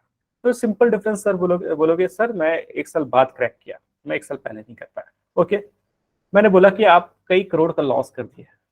प्रॉब्लम है सर क्या करोड़ का लॉस? मेरा चलो 1 साल एक्स्ट्रा कोचिंग किया तो मुझे 1 लाख का बस लॉस हुआ, उससे ज्यादा क्या करोड़ का लॉस हो रहा है करके। तो आई विल एक्सप्लेन यू। अगर 1 साल पहले आप जॉब में लगते, है ना, 1 साल पहले जॉब में लगते तो क्या होता? आपका अगर हर मंथ 1 लाख का सैलरी होता तो 12 लाख का तो नुकसान है, 12 लाख का तो मैंने ऐसे ही नुकसान कर लिया, चलो ठीक है वो हो गया। बट क्या है, 1 साल पहले मैंने अगर जॉब में एंटर किया तो रिटायरमेंट भी 1 साल बाद होगा। रिटायरमेंट भी 1 साल बाद होगा ना मेरा। बाद होगा मतलब क्या है, मैं अर्ली एज में करूंगा तो ultimate retirement age is the same कि मैं 60 ईयर्स में रिटायरमेंट हो, चाहे मैं 21 में एंटर करूं, 23 में एंटर करूं या 31 में एंटर करूं, मेरा retirement age is the same. और किसी भी गवर्नमेंट एग्जामिनेशन, गवर्नमेंट एम्प्लॉय का लास्ट के 5 इयर्स का जो सैलरी होता है ना, वो कई टाइम्स होता है जो उसका इनिशियल सैलरी होता है। मतलब उस समय हो सकता है 5 lakhs in a month you will be earning. अब 1 साल बाद, मतलब 1 साल आपने जल्दी रिटायरमेंट ले लिया, उसका मतलब क्या हुआ कि 60 lakhs का तो ऐसे ही नुकसान हो गया। और वो तो हुआ ये इन हैंड वाला मनी का, है ना। इसके अलावा जो पीएफ होता है, ये चीज होता है, तो सब मिला के आपका 1 करोड़ 2 करोड़ का नुकसान ऐसे ही है, जो कि 5 लाख में एक ओवर एस्टिमेट कर रहा हूँ, उस समय और भी ज्यादा रहेगा। तो यू कैन सी कि मॉनेटरी टर्म में आपका करोड़ का नुकसान है 1 साल में। बट सेकंड, बहुत सारे इमोशनल नुकसान क्या है कि लाइक इस साल मैं एग्जामिनेशन की तैयारी कर रहा हूँ, that's why I had not went to any marriages, any parties, any kind of जो भी चीजें होती है उसके साथ मैं कहीं भी नहीं गया, है ना। फैमिलीज में मैंने किया, रिस्पॉन्सिबिलिटीज मैंने बियर नहीं किया। बाय द वे, आपकी फैमिली में किसी का लॉस हो गया तो I had lost that valuable time with my UPSC examination which I would have spent with my parents. मैं 1 साल जो उनके साथ मैं स्पेंड किया रहा था, जो उनके लिए मैं कुछ करता, I would have given them back something, वो मैंने नुकसान कर दिया 1 साल का। हो सकता है नोबडी नोज कोविड में कितने लोगों की डेथ हुई, isn't it? तो वो जो 1 साल का वैल्यूएबल टाइम में with my father, with my grand parents या ग्रैंड मदर, वो क्या कौन लौटा सकता है मुझे? फिर मैं अपने ब्रदर की, सिस्टर की, कजन की मैरिज में मैं नहीं जा पाया, जो कि मैं इसके बाद जब मैं जाना चालू किया तब सबकी शादी हो गई, सबके बच्चे हो गए, तो वो जो टाइम का वैल्यू कौन निकालेगा मेरा? आपके लिए कोई शादी के लिए वेट कर रही थी या कर रहा था, है ना, वो वेट करते करते थक गई, वो तुम्हारा यूपीएससी भी नहीं होगा, मेरा शादी भी नहीं होगा, भाग गई, उसका लॉस कौन निकालेगा? So that's, there are many things है। इसको मैं मजाक में ले रहा हूँ, पर दैट्स, सोचो कितना सीरियस है 1 year. 1 is very much important. And बताऊं, ये 21 टू 30 का 10 ईयर्स है। इस 10 ईयर्स का जो टाइम है इतना प्रोडक्टिव है कि वो 6 to 10 टाइम्स है जो कि 50 to 60 ईयर्स का जो टाइम रहेगा। मैं क्या समझाना चाह रहा हूँ, 50 से 60 साल के बीच में आपका डेली का प्रोडक्टिविटी मतलब दिन भर आप कितना काम करते हो, कितना चीजें करते हो, उस समय का जो प्रोडक्टिविटी है, और अभी जो 21 से 30 का जो प्रोडक्टिविटी है, उसमें डिफरेंस है ना। अगर अभी आप स्पोर्ट्स करोगे तो स्पोर्ट्स में टॉप चले जाओगे, पर क्या 50 से 60 के बीच में स्पोर्ट्स खेलते रहोगे? 21 एंड 30 इस समय आप जो खाओगे, कोई बीपी शुगर नहीं होगा। 50 से 60 में कितना खाओगे, है कि नहीं? मैं स्पोर्ट्स में घूमने जाना चाहता हूँ, हिली एरिया में, मैं अंडर वाटर स्कूबा डाइविंग करना चाहता हूँ, बहुत कुछ करना चाहता हूँ। बट 21 to 30 ईयर्स का हर एक साल जो है यूथफुल एज का, मैं इतना इंपॉर्टेंट टाइम मैंने यूपीएससी को दिया है, वो टाइम को कौन लौटाएगा? अगर मैं क्या वो 50 to 60 में मैं लौटाऊंगा? So why I am saying 1 to 2 years या 3 ईयर्स मुझे उसको खत्म करना है, उससे ज्यादा नहीं करना है, क्योंकि every year I am losing crores of rupees. And ये तो मॉनेटरी टर्म पे हुआ, जो टाइम मैंने स्पेंड किया वो बहुत बड़ा टाइम है। तो इस समय का जो टाइम है ना, वो बहुत इंपॉर्टेंट है हमसे, ठीक है ना। तो दैट्स द थिंग। तो right guidance is definitely mine. वो गाइडेंस कहीं नहीं मिलेगा जो जिस लेवल का गाइडेंस मैं दूंगा आप लोग को, या हमारे टीम जो है देगा। Hard work is always yours, talent is always yours. It doesn't mean जो पर्सन टैलेंटेड नहीं है वो सक्सेसफुल नहीं हो पाएगा। इस एग्जामिनेशन की ब्यूटी ये है कि hard working person can beat the talented person if talented person is not working hard. Hard working person can beat the talented person if talented person is not working hard.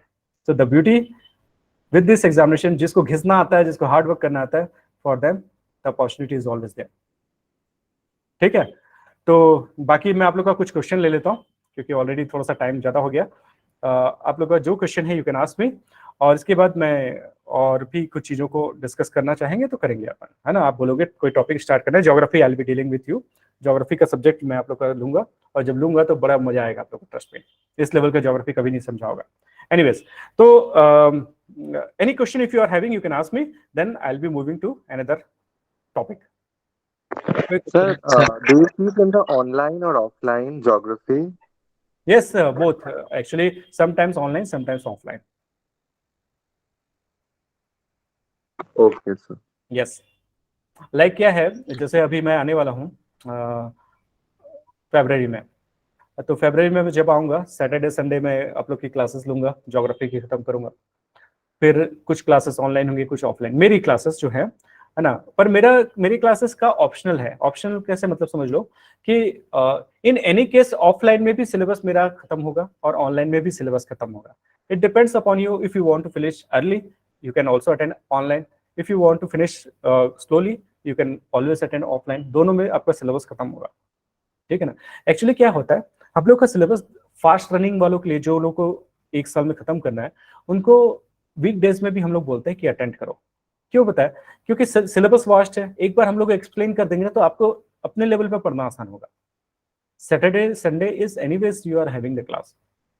तो fast learners के लिए always there is an opportunity कि they should be going fast, क्योंकि एक class के साथ यही एक दिक्कत ये होता है कि जो फास्ट लर्नर्स है उनको डिसएडवांटेज होता है, जो स्लो लर्नर्स है उनको लगता है कि ज्यादा फास्ट चल रहा है ना। तो अल्टीमेटली क्लास तो मिडिल में चलता है।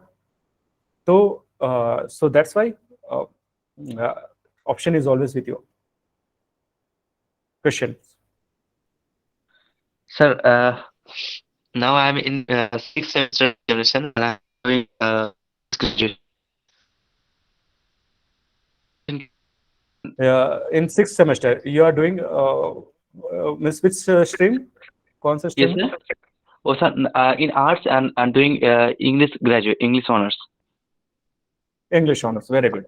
Very good. Yes, It sir. will help you in CSAT examination, in essay examination, and also it will help you in English language paper.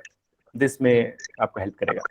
Okay, sir. So, simultaneously Yes. कैसे इन दौरान मुझे मतलब लेके जाना है इन दोनों चीजों को एक ही वे पर किस तरह से मैं लेके जा सकता हूँ? और मुझे लगता है अंदर ही अंदर की feeling very lack from every side of my life. मतलब from the economical background, from the family supports, and even from everything. Okay, so I need your suggestions in such case. देखो, एक ये है ना फ्रेज है, if I'm born poor, that's not my mistake, but if I'm dying poor, that's my mistake. है ना। मैं अगर बचपन में पुअर पैदा हुआ या पुअर मेरे पास टाइम नहीं था या रिस्पॉन्सिबिलिटी थी, दैट्स नॉट माय ऑप्शन। पर अगर मैं मरने का समय भी वही कंडीशन में हूँ तो मतलब आपने कुछ नहीं किया लाइफ में। तो Monit, you have the option, है ना। जो भी पास्ट में था, जो भी आपके बैकग्राउंड है, हम्बल बैकग्राउंड है, जो भी है, यू हैव द ऑप्शन। ये एग्जामिनेशन ऐसा नहीं कि जिसमें बहुत फुल ऑफ रिसोर्सेज चाहिए, इसमें आपको टाइम चाहिए, हार्ड वर्क चाहिए, है ना। इसमें ये एग्जामिनेशन की ब्यूटी ही ये है कि hard work is paid, hard work को ही पेड किया जाता है। तो हाँ, मोटिवेशन कैसे आता है? मोटिवेशन के लिए हम लोग हैं, मोटिवेशन के लिए हम लोग हैं। हाँ, but the thing is that the person who is not consistent will not be able to crack the examination. Consistency is required from your end. Consistency आपको रखना होगा, है ना। Every day we can not motivate you, but yes, whenever you feel low, call me directly on my number, है ना। हमेशा से आपको 24/7 नंबर मिलता है, मेरा number.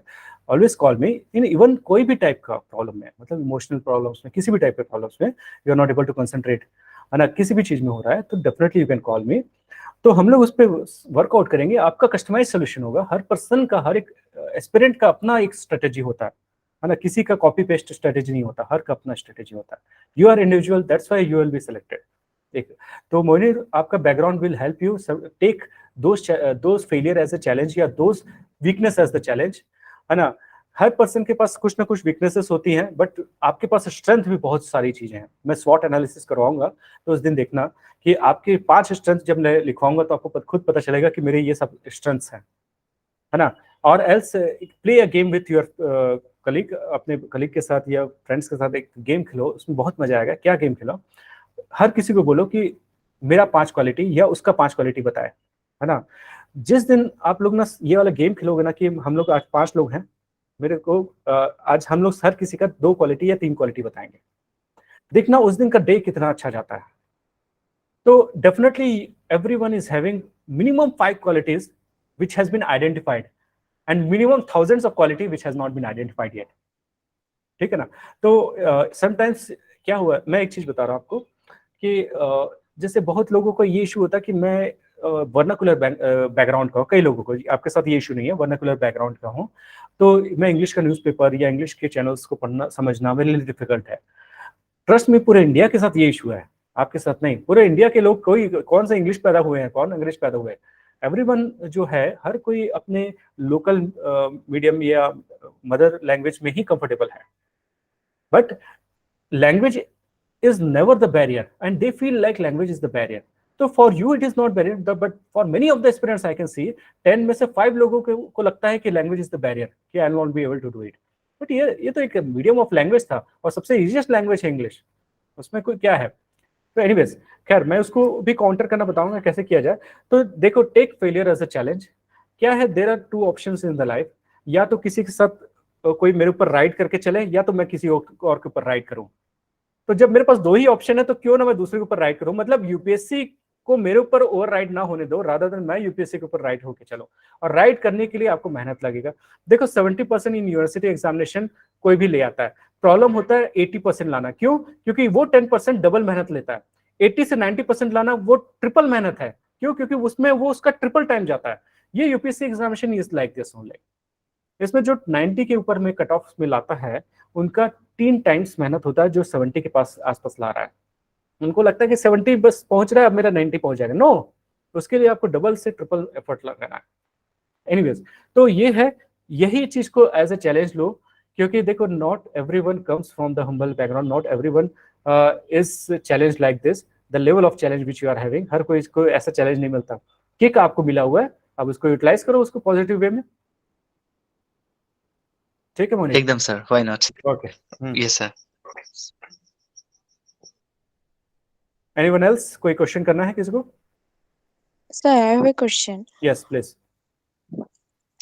Sir, in this exam, huge syllabus and huge topics we have to learn and memorize also yes, in our mind. So, to get a proper preparation for this UPSC exam, how many times I have to give, and how should I set my routine in a day? Very good. देखो क्या है, अब लगता है start कैसे करें, है ना, एंड देन कैसे इसको कंटिन्यू करें। तो first thing, start from reading newspaper. बहुत इंपॉर्टेंट है। If you are reading the newspaper, trust me, 6 paper आपके पैरेलली प्रिपेयर हो रहे हैं। 6 papers I am saying, 6 paper आपके पैरेलली प्रिपेयर हो रहे हैं if you are reading the newspaper. So start with reading the newspaper. और उसमें भी ऐसा नहीं कि आज ही से द हिंदू न्यूज़पेपर उठा के पढ़ना चालू कर दिया और हालत खराब हो गई, 6 घंटे पढ़ लिया, अभी तक खत्म नहीं हो रहा है। It happens with everyone. तो what you will have to do, जो भी मेरे घर में न्यूज़पेपर आता है, आनंदो बाजार जो भी होता है, जनसत्ता जो भी आ रहा है ना, हिंदी बांग्ला जो भी न्यूज़पेपर आ रहा है, at least I will have to do justification with that thin newspaper. वो छोटा न्यूज़पेपर के साथ मैं जस्टिफिकेशन कर लूँ, apart from going through the photos and pictures, मैं थोड़ा सा उसके बारे में पढ़ भी लूँ चीज़ों को। और उसमें भी 4 चीज़ें पढ़ना है, किसी भी न्यूज़पेपर में से 4 चीज़ें। फर्स्ट थिंग नेशनल न्यूज़, उसमें भी पॉलिटिकल हटा दो, national news. Second thing international news. Third thing economics का न्यूज़। फोर्थ है एडिटोरियल। 4 है एडिटोरियल, है ना। मैं एकदम ज्ञान बांट रहा हूँ, बता, पूरे गीता का ज्ञान है यूपीएससी का। आई एम सेइंग जो चीजें होता, 4 चीजें इंपॉर्टेंट है। Again I am saying, first thing national, second thing international, third thing economics, and fourth is editorial. किसी भी न्यूज़पेपर से एटलीस्ट ये 4 पार्ट को खत्म करो, then go for the advance level of the newspaper. उसमें भी देखो मोस्ट ऑफ द घर में मैं बता रहा हूँ, चाहे आप लोग इंग्लिश मीडियम के हो, चाहे हिंदी मीडियम या बांग्ला मीडियम, हर के घर में अपना हिंदी वाला या बांग्ला वाला ही न्यूज़पेपर आता है ना। ये ऐसा होता है। हाँ, कुछ लोगों के यहाँ जहाँ इंग्लिश न्यूज़पेपर आता है उसको जैसे आता है वैसे ही जा रहा है, कुछ लोगों के यहाँ आता है और पढ़ते हैं, तो वो बहुत कम लोग हैं ऐसे स्पीसीज। अगर वो टाइप के स्पीसीज है तो यू आर वेरी गुड और you are very lucky. If your parents are also reading those English newspaper, तो आपको ऑलरेडी एक रोल मॉडल मिला हुआ है घर में, है ना। तो एनीवेज, तो व्हाट आई एम सेइंग, जो न्यूज़पेपर आता है उसके साथ जस्टिफिकेशन करो, start making the habit of newspaper. तो पहला काम ये हुआ। दूसरा काम क्या है? दूसरा काम ये है कि उस न्यूज़पेपर में आपको लगता है कि अब मैं उसको काट के रखूं, उसको याद करने के लिए उसको क्या पिक्चर बना के रखूं, क्या करूं? तो what you will have to do, क्या करना है, जब मैं पढ़ता हूं ना कभी भी, तो ऑलवेज हैव अ हाइलाइटर और पेंसिल विथ मी। इससे 2 बेनिफिट है। फर्स्ट बेनिफिट ये होता है कि जब मैं इसको हाईलाइट करता हूँ, कोई भी चीज समझ आता है तो उसको हाईलाइट करता हूँ, तो मेरा level of concentration is more. I am not passively learning, I am actively learning, है ना।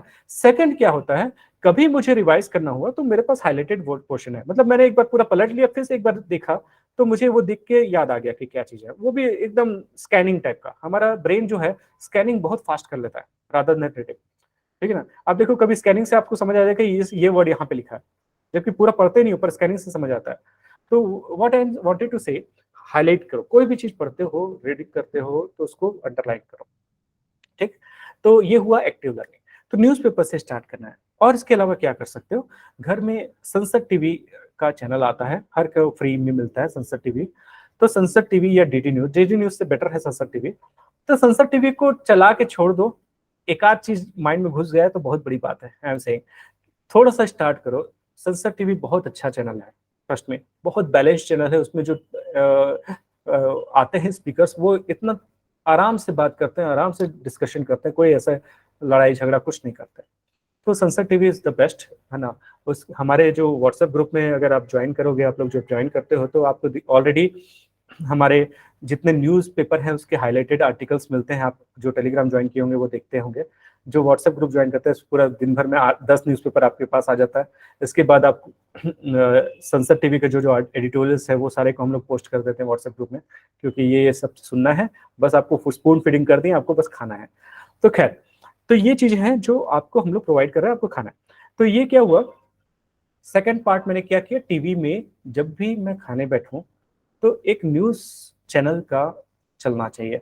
Start from any news channel पहले, तो then later on switch to DD news, then switch to Sansad TV, ठीक है। इस तरीके से what I used to do, मैं अपने टाइम में, मैं इवन एक्सरसाइज करने के समय भी मैं लोकसभा, हमारे समय लोकसभा राज्यसभा चैनल होता था तो मैं चलाता था।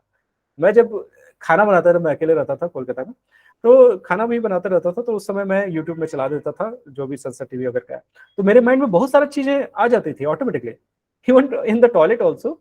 सो जो टॉयलेट में मेरे को 2 मार्क एक्स्ट्रा मिल गया, जो टॉयलेट में बैठ के मुझे सुना था मैंने, तो क्या मुझे वहां पे मैं थाउजेंड्स, मतलब 4000 5000 एस्पिरेंट्स ऊपर हो गया अगर मैं 2 मार्क्स ऊपर हो गया तो दैट्स डिपेंड्स कि कहाँ लर्न करना चाहते हो, कहीं पे भी लर्न करो, इट डिपेंड्स अपॉन यू।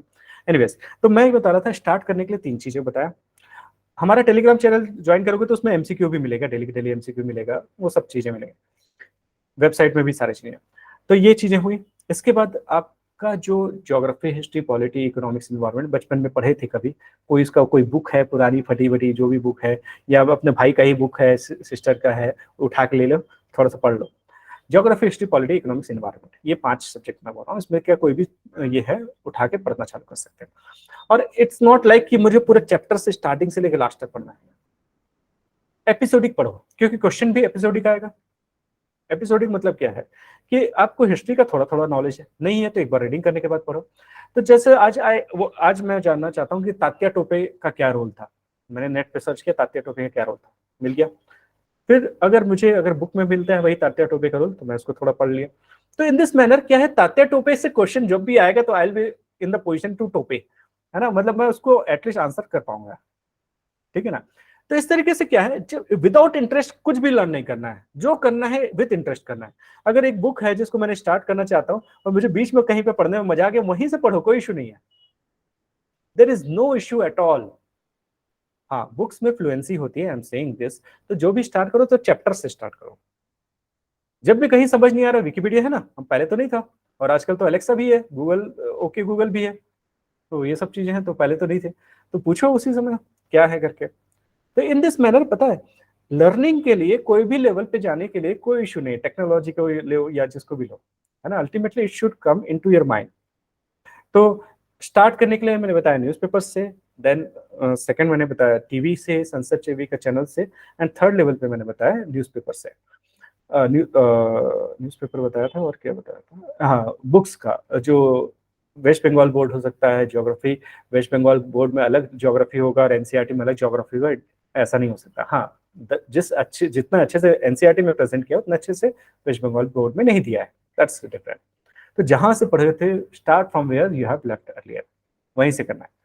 तो इस तरीके से स्टार्ट करना है। अब कितना घंटा पढ़ना है, जितना घंटा मुझे इंटरेस्ट आ रहा है, but try to make it, पहले दिन जैसे आज से स्टार्ट किया, अगर मेरा सिटिंग हैबिट नहीं है, तो अगर मैं बाकी दिन 1 घंटा पढ़ता हूँ, तो आज at least 1 hour 15 minutes, that's sufficient.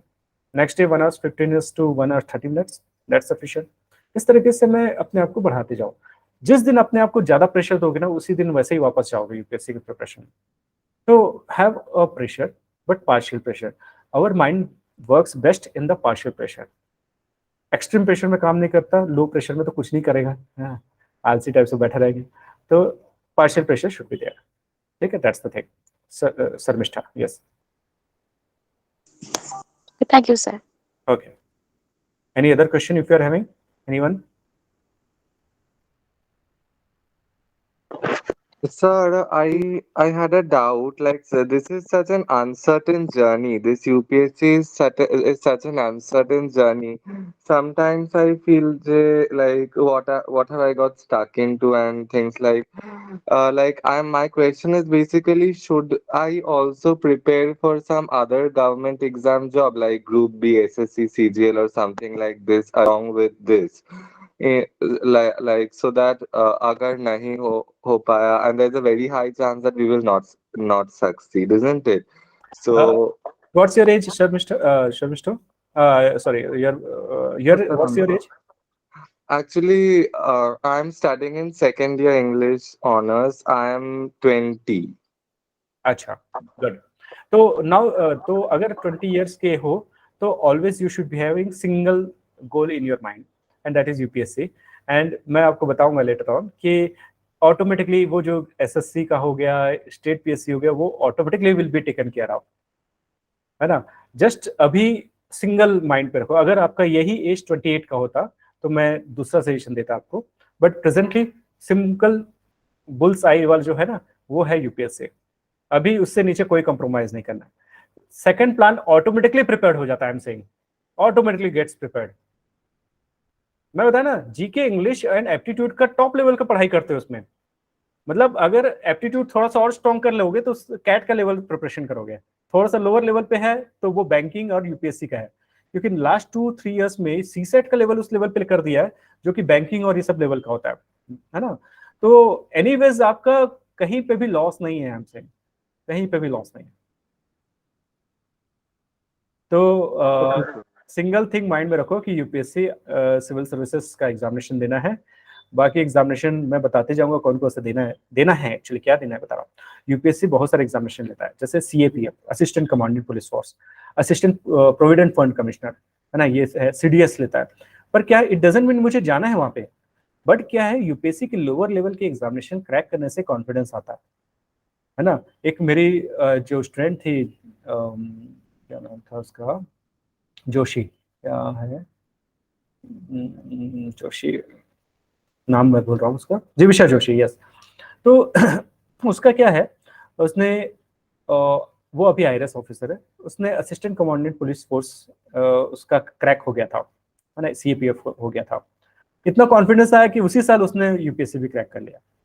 तो क्या है, यूपीएससी का सबसे लोअर लेवल हुआ एनडीए, उससे ऊपर वाला हुआ सीडीएस हो गया, उससे ऊपर वाला हुआ आपका सीएपीएफ, और उससे ऊपर वाला हुआ यूपीएससी। तो यूपीएससी का पैटर्न जो एग्जामिनेशन को सेट करते हैं ना, उन लोग वही लोग रहते हैं। इजी क्वेश्चन एनडीए में दे देते हैं, उससे टफ क्वेश्चन सीडीएस में दे देते हैं, और टफ क्वेश्चन उसमें देते हैं सीएपीएफ, और उससे टफ क्वेश्चन इसमें देते हैं। तो इन एनी केस अगर आप उस लेवल का प्रिपरेशन कर रहे हैं तो नीचे का तो कहीं नहीं जाना है, कहीं नहीं जाना है। और एक गुड न्यूज भी है कि गवर्नमेंट लास्ट ईयर से कंटिन्यूसली उनके माइंड में है कि जो यूपीएससी का मेंस तक क्रैक करते हैं उनको ग्रुप बी के लिए कंसिडर करें, क्योंकि now it is government what they are trying कि they are unifying all the examination so that examination का लोड कम हो, लोगों को एग्जामिनेशन को मैनेज करने का लोड कम हो, क्योंकि इट डजंट मीन कि जिसने क्रैक नहीं किया या मेंस क्रैक किया उसका कोई लेवल नहीं है, उनका लेवल है, ग्रुप बी के तो लेवल है ही है ना। तो भले उन लोग का ग्रुप ए नहीं हो पाया पर ग्रुप बी का तो लेवल है ही उनका। तो इट विल हैपन कि later on group C, group B, group A सारा यूपीएससी से ही होने वाला है। जैसे नीट पहले होने लगा ना, पहले हर एक स्टेट का अलग अलग पीईटी होता था, है ना, लेटर ऑन सारे को मर्ज करके फिर एक सिंगल लेने लग गया, पर स्टेट का अपना चलता रहेगा। तो इस तरीके से ये भी यूनिफाई होने वाला है और बहुत जल्दी होने वाला है। तो in none of the case you will be in the loss.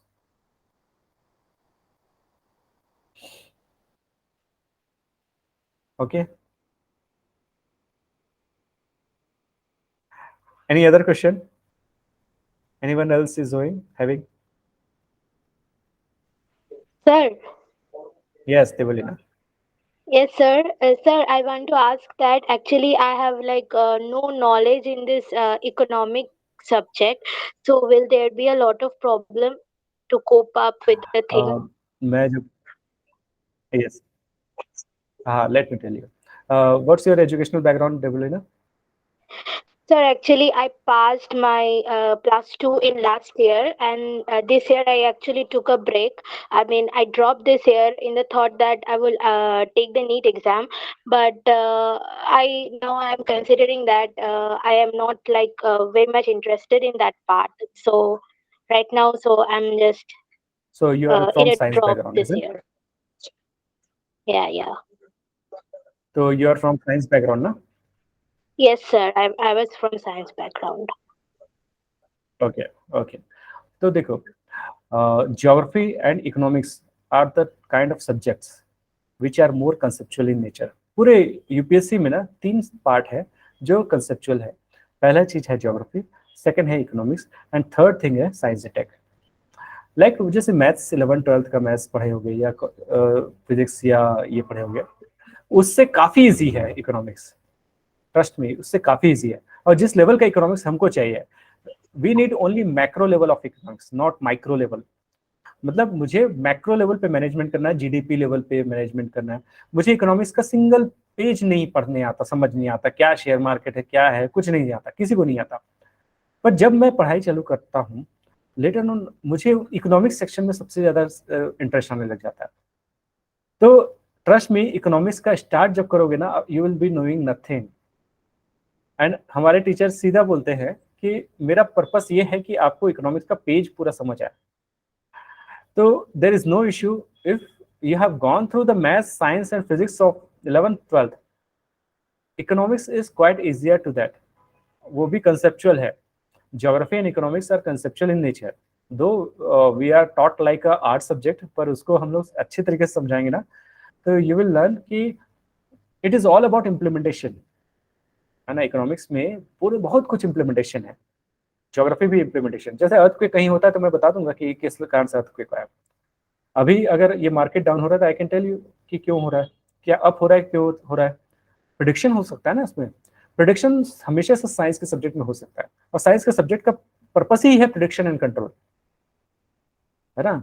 तो there won't be any issue, trust me Debalina, आपको इकोनॉमिक्स बहुत अच्छे से समझ आने वाला है। Okay, sir. Thank you so much. Yes. Any other question anyone else is having? ठीक है, तो आज के लिए मेरे ख्याल से काफ़ी डोज हो गया। तो सिंपल एक लास्ट नोट में आप लोग से यही मैं चाहता हूँ, एक level of commitment I want from you all कि लाइफ में जो भी कर रहे हो ना, विद फुल हार्टेडली करो, है ना, फुल हार्टेडली। इवन अगर स्पोर्ट्स भी कर रहे हो अच्छे से करो, रिलेशनशिप में भी हो तो बहुत अच्छे से करो, पेरेंट्स का हेल्प कर रहे हो उसको भी अच्छे से करो, क्योंकि nobody knows what will be there for future. At least make present beautiful, और प्रेजेंट का ब्यूटीफुल बनाने का एक ही तरीका है, if I will be able to justify my today with my goal, then my today is very good. मतलब क्या है, if my present is aligned with my ultimate goal, तो मुझे आज का दिन में बहुत सेटिस्फेक्शन आएगा। मैं 5 साल बाद जो अपने आप को देखना चाहता हूँ, या 4 साल बाद, 3 साल बाद जहाँ देखना चाहता हूँ, आज मैंने उसके लिए कुछ एफर्ट डाला है, कुछ काम किया। जैसे किसी दिन पढ़ाई नहीं हो रही थी, बड़ा खराब लगता है कि आज यार पढ़ नहीं पाया, लगता है ना मन में कि आज पढ़ाई नहीं हो पाई। पर जिस दिन पढ़ाई अच्छे से होती है उस दिन नींद भी अच्छी आती है। पार्टी करने का मजा तभी है ना जब ना कुछ सक्सेस करो, बिना सक्सेस के पार्टी में मजा नहीं है, समझ रहे ना। एग्जामिनेशन देने के बाद मजा ज्यादा आता है, अभी भी एग्जामिनेशन आपका नहीं है बट मजा नहीं आ रहा है। एग्जामिनेशन देने के बाद जो फीलिंग है ना कि आज क्या क्या कर लूं, वो मजा है। तो पहले go through the dark tunnel, then only you will be appreciate the beauty of light, ठीक है ना। सो एक मैच्योर माइंड या ह्यूमन माइंड इसलिए बना है कि वो जानता है कि टेम्परेरी लेवल पे पेन लेने से उसका फ्यूचर में गेन है। One thing is sure, we will try to minimise your pain, but pain लेने के लिए रेडी रहना है। वो पेन ऐसा नहीं कि इंजेक्शन वाला पेन है। एक बच्चे से बड़ा इसलिए बनता है कोई आदमी, कोई भी पर्सन बच्चे से बड़ा तभी बनता है जब उसको पता होता है कि ये कड़वा चीज खाने से भी, या बोलना बिटर पिल खाने से मैं ठीक होऊंगा। एक बच्चा नहीं खाता पर आप खाते हो, क्यों पता है आपको? पता है you are in a position to appreciate the beauty of bitterness, है ना। एक एनिमल से हम लोग कैसे डिफरेंट है? एनिमल को कितना भी समझाओ कि यहाँ लेके जाओ, उसको बेनिफिट के लिए भी लेके जाओ, उसको खाना खिलाने के लिए ले जाओ, तभी भी भागेगा। और आपके साथ ऐसा नहीं है, you are a human mind, है ना। तो हार्ड वर्क करना ना करना आपके ऊपर है। लेजीनेस बाय डिफॉल्ट आपका बायोलॉजिकल नेचर है रादर देन साइकोलॉजिकल नेचर है, ठीक है ना। साइकोलॉजी को बायोलॉजी से कनेक्ट करके सोचोगे तो you will always be animal. You are here for something different. Even human का एग्जिस्टेंस किसी अच्छी चीज के लिए है। रोबोट्स का रिक्वायरमेंट इसलिए हुआ क्योंकि मैनुअल लेबर वो लोग कर सकते हैं, ताकि ब्रेन वाला लेबर हम लोग करें। लड़ाई करना है वो लड़ाई करे, वेटर का काम करना है वो रोबोट करे, तो हम क्यों करें? हम, हमारा ब्रेन कुछ अच्छे के लिए है। हाँ, बट कुछ नहीं कर रहे तो गड्ढा ही खोदो और कुछ नहीं, तो अगर कुछ नहीं कर रहे तो, ठीक है ना। सोना, मूवी देखना, इसमें कोई ब्रेन का एप्लीकेशन नहीं है। जिस दिन ब्रेन का एप्लीकेशन का रियलाइजेशन होगा उस दिन बहुत अच्छा होगा। इट डजंट मीन कि entertainment is not good, entertainment should be there, क्योंकि संडे का इवनिंग मेरे से कोई नहीं छीन सकता एंटरटेनमेंट के। But all the time if मैं एंटरटेन कर रहा हूँ तो मतलब मुझे एंटरटेनमेंट में भी मजा नहीं आएगा। एवरी डे चिकन खाने में थोड़ी मजा है ना। तो ये है, तो दैट्स वाई एक पर्सन जो है स्ट्रगल से स्ट्रॉन्गेस्ट बनता है। स्ट्रगल करना आना चाहिए तभी स्ट्रांग बनोगे। जिस दिन स्ट्रगल छोड़ दिए स्ट्रांग नहीं बन पाओगे, हमेशा वीक रहोगे,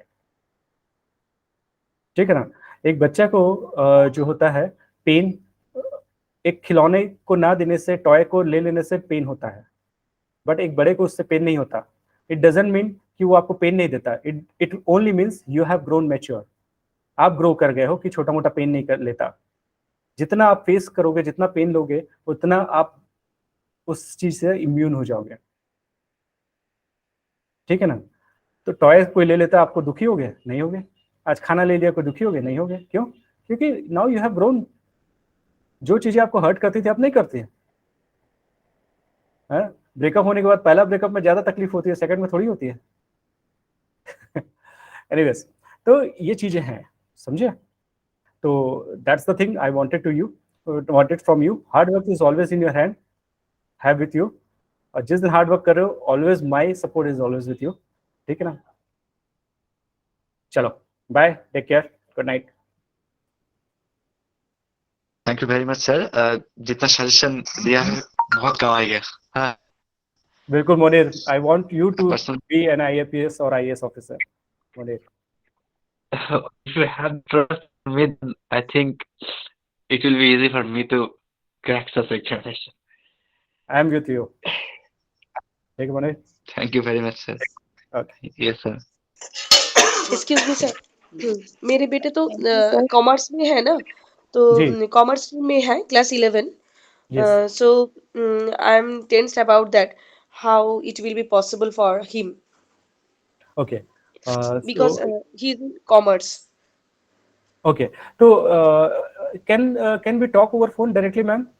So that आराम से हम लोग उस पर बात करते हैं, क्योंकि माई नंबर इज 0001 0002 पे चतुर्वेदी जी से बात हुई होगी, है ना? द हाँ सेम नंबर पे 0001 है, माई नंबर इज देयर, तो वी कैन डायरेक्टली टॉक. उसमें बहुत सारी बातें करना होगा 11th क्लास के लिए जो होगा, है ना? I will talk to you, ma'am. Okay okay sure sure. चलो फिर, good night. Ma'am, you can call me right now also. चलो फिर, good night, take care. Good Good night, night, sir. sir. Good night. Take care.